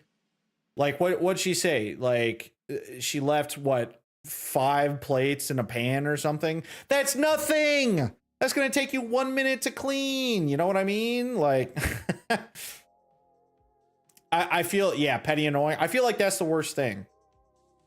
And yeah, 3 to 4 plates in a pan. That's nothing. I do feel like they're making a big mountain out of a molehill. That was kind of my other thing, is like, I think the point that I brought this up is like, when I brought this up to Corbin and Darkwolf, everything was fine. Did I still get annoyed that I had to do the dishes a lot? Yeah, but like, look at us now. Like, we're still fast friends. I feel like letting something like this get to you that much, and I'm talking more about the other two, not the OP, like, you're probably just looking in for an excuse not to hang out with them. You know what I mean? Like, come on. You don't need a dishwasher for 5. No, you don't. That'll take less than 5 minutes for you to clean all those plates. You know what I mean? Do they not have a dishwasher? Bruh. Exactly. 10 minutes if you're slow. So I don't know. I definitely, I'm curious what they'll say. Not the asshole, not the asshole. You didn't communicate earlier when it started becoming unfair, but they also didn't communicate. They just silently let you become the default cleanser. Everyone sucks here for letting resentment build instead of talking, but not the asshole. What? I disagree with this. Only because, like, we're talking about what? Talking about doing the dishes? There doesn't need to be any talk about doing the dishes. How about if she left for Christmas and the people are like, oh, she left for her family, but she left 5 plates in. How about shut the fuck up and just clean the 5 plates, man? It's not that big of a deal. I'm gonna say everyone sucks here because I feel like there's a lot being left out of this story. Okay, so I don't know anything, but I'm gonna say everyone sucks because my most likely terrible intuition tells me that I'm missing something. That's reasonable, I suppose. I know, but why are they complaining if they have one? That's what I'm saying, man. It's like, dude, people are like, it's not a big deal. Just fucking do it. I feel like there's, I don't know. And I definitely feel like there's going to be more lessons to be learned, but I feel like there's like, dude, when you're in high school, or when you, let's say when you get to college, you look back on problems you had in high school and you're like, that's not even a problem. Then you get to like early, like young adult life, post college, and you look back on your college problems and be like, that wasn't even a problem. Why was I making such a big deal about this? That wasn't even a problem. And then when you're in your 30s, you look back on your young adult life and be like, why was that a problem? That wasn't even a problem. And then I'm sure when I get into my 40s, I'm going to look back in my 30s and be like, why did I think that's a problem? That's stupid. That's not even a problem. Like, like, yes, exactly. Welcome to life. Like, come on, dude. This is like nothing burgers of problems here. They're upset that there's 5 dishes in there. Get the fuck out of here. I feel like they don't do the dishes. They wouldn't clean the shitter either. So does that mean I got to clean that too? Right. That's what I mean too, is like you get in your 30s and, you know, you own either a house or an apartment. Like you don't need to own a house, but you know what I mean? You got like a more stable living situation, somewhere where you're going to be there for a while, and you just learn how to take care of it. And you look back on stuff like this where it's like, who cares who does what? Just do the fucking dishes. Like, why are you complaining about it? So, yeah.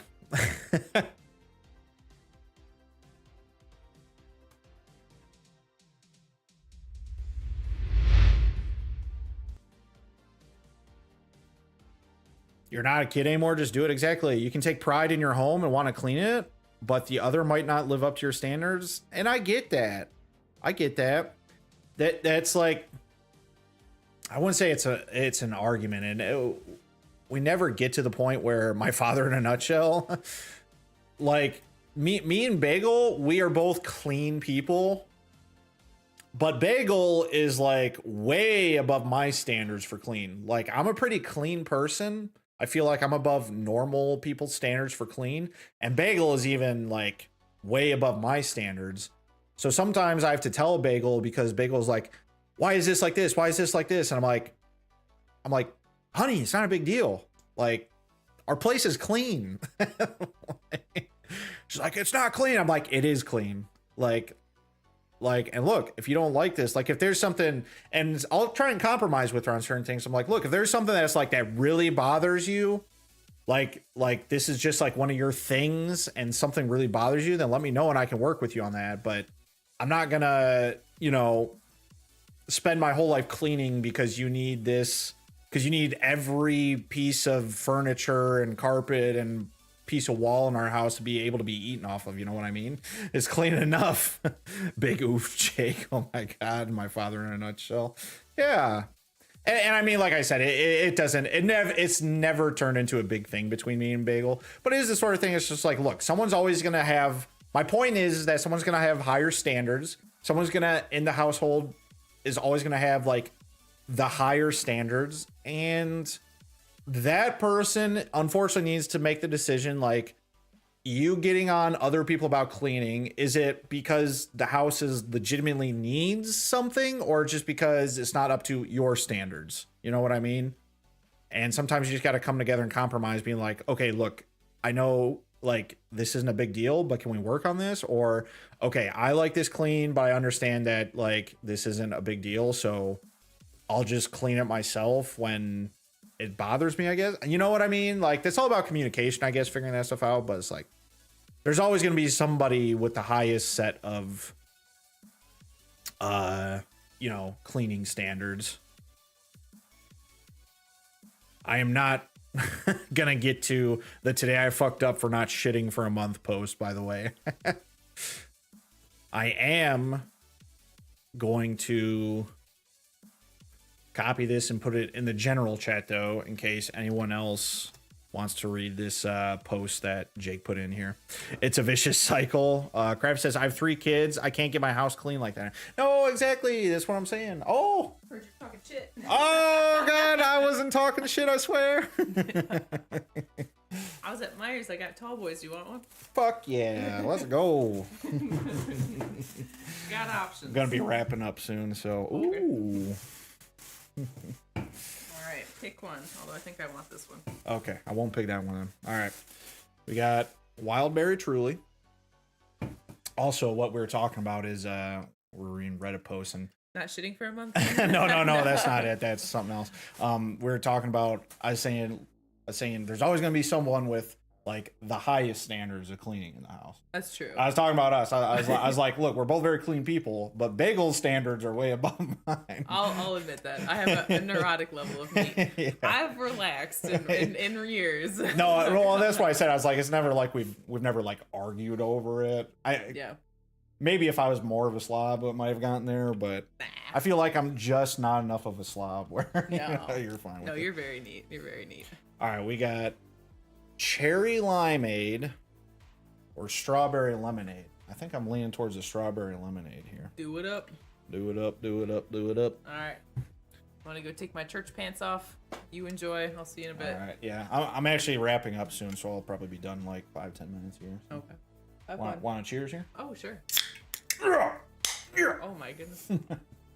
It's actually sunny today for once. So Is it? I felt that a maybe tall we boy go was out. appropriate. Yeah. I'm gonna go out on the back porch after this. I'm going to. I'll see you I'll up be there. out there. Cheers. Cheers, stream. Cheers. Cheers to you guys. All right. And Radar is very happy with the bag. Radar is getting into her favorite thing, which is AKA plastic. Hold on, let me. Day drinking. It's afternoon. It's afternoon. Oh. Her favorite.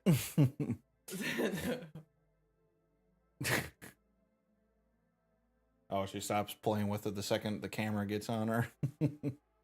She likes the plastic bags, though. Loves it. You can't tell, but her whole front beans are all the way in it. Yeah. She likes standing in the plastic bags. Like, I wonder if I hold them.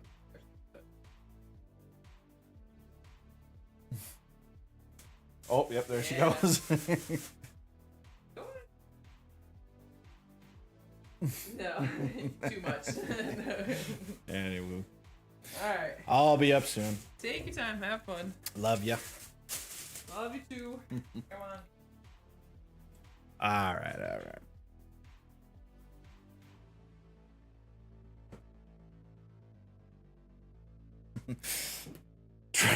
Trash talk revoked, right? Cheers, my coffee. Cheers, cheers, cheers. Yeah, baby. The big thing we're gonna do for our house this summer is get like a grill outside. Get we got like fold out chairs that we're using right now. They're actually pretty comfy, but we got to get like patio furniture and stuff so we can enjoy the sun this summer. But all right, guys, get in any last minute VOTM. Crafty just secured King of the Hill for herself. Queen of the Hill, should I say. I'm seeing 1 ticket for Vine, 1 for Jake, 4 for Panda so far. Get in your last minute tickets.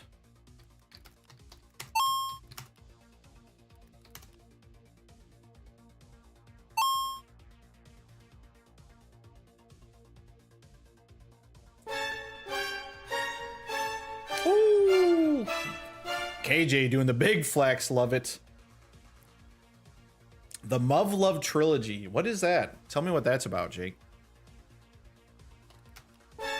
Ooh. Jake also big flexing.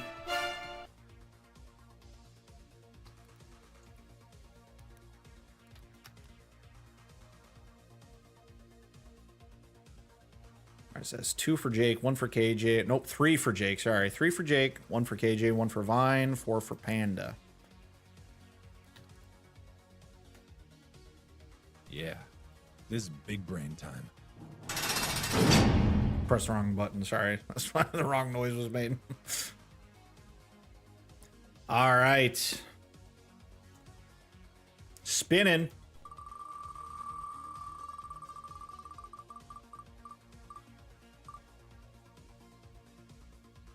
Oh, KJ's big flex. Woo! That's what the big flex does for you, boy. That's why you big flex. That's why you get the big flex going. All right, so Crafty's Queen of the Hill. Panda and Jake answered the topic. KJ won the spin. And is there a clip in today? No, this is from a little bit ago, so. That means that is 1 for Crafty, 1 for Jake, 1 for, oh, KJ's on the board. There we go. 1 for Panda, and KJ's on the board this month, which is good because I think our month is ending next week, right? Like we're gonna have to do the VOTM Friday, next Friday. Let me check my Crafty says topic. I didn't even check. Oh, you missed it now. Unfortunately, you missed it now. Feel free to let me know still your topic. Rio also had a stream streak, so let me get Rio a ticket here.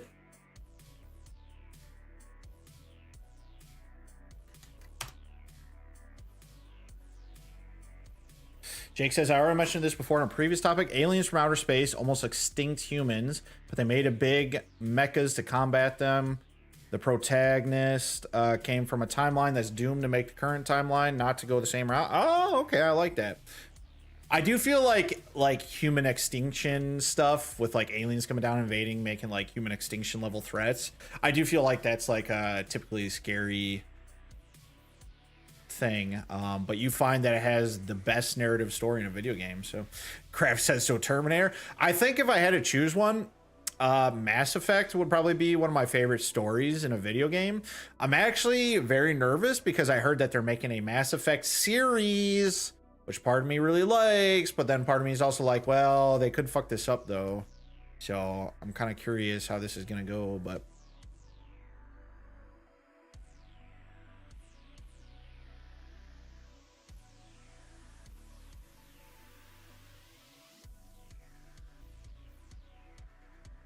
let me go see if I can. I don't know if I missed Panda's topic. I might have missed it. Sorry, Panda, if you answered and I missed it. Maybe I didn't, but it's more biological, like hive mind. That's cool. That's cool. But yeah. But all right, guys. Hey, does anybody know what's been going on with Scat? I saw he hasn't been on for a few weeks. So I hope he's doing okay.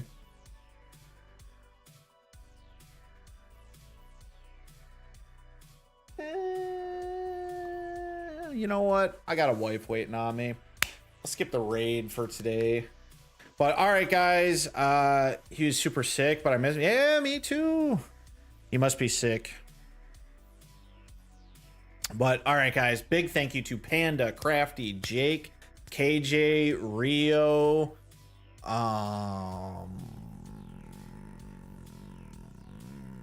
Vine. How could I forget Vine? And anyone else, the unsung heroes, the lurkers. I appreciate it, everyone. If you better come back strong, play more horror games. Hell yeah. I hope he's doing okay, but big thank you to all those people who I just listed off, and thank you to everyone for coming in today. I'm very sorry. Dark Wolf sent me a message. I haven't read the whole thing yet, but he did apologize, saying that yeah, he tied one on last night. That's okay. We'll start Gears of War next week. It's really not a big deal. So we'll start Gears of War next week. At some point I'll have to get on YouTube and change the thumbnail and whatnot for this. But that being said, I appreciate it, guys. Much love to you. I hope you guys have a good day. I will be back tomorrow. I don't know what we're gonna play tomorrow. Maybe I'll tread some water with some random indie, one day spin-off games until we get another game series that I'm looking to play under my belt. I'm not exactly sure yet, but I will figure it out. I will probably start a little bit early tomorrow because I have the time. I'm not working tomorrow morning, so I'll probably start a little bit early, but I do have to get off at my normal time because I am working tomorrow night. So much love to you guys. I appreciate it. I hope everyone has a good day and a good rest of your weekend, and ta-ta. I will see you later. Bye-bye.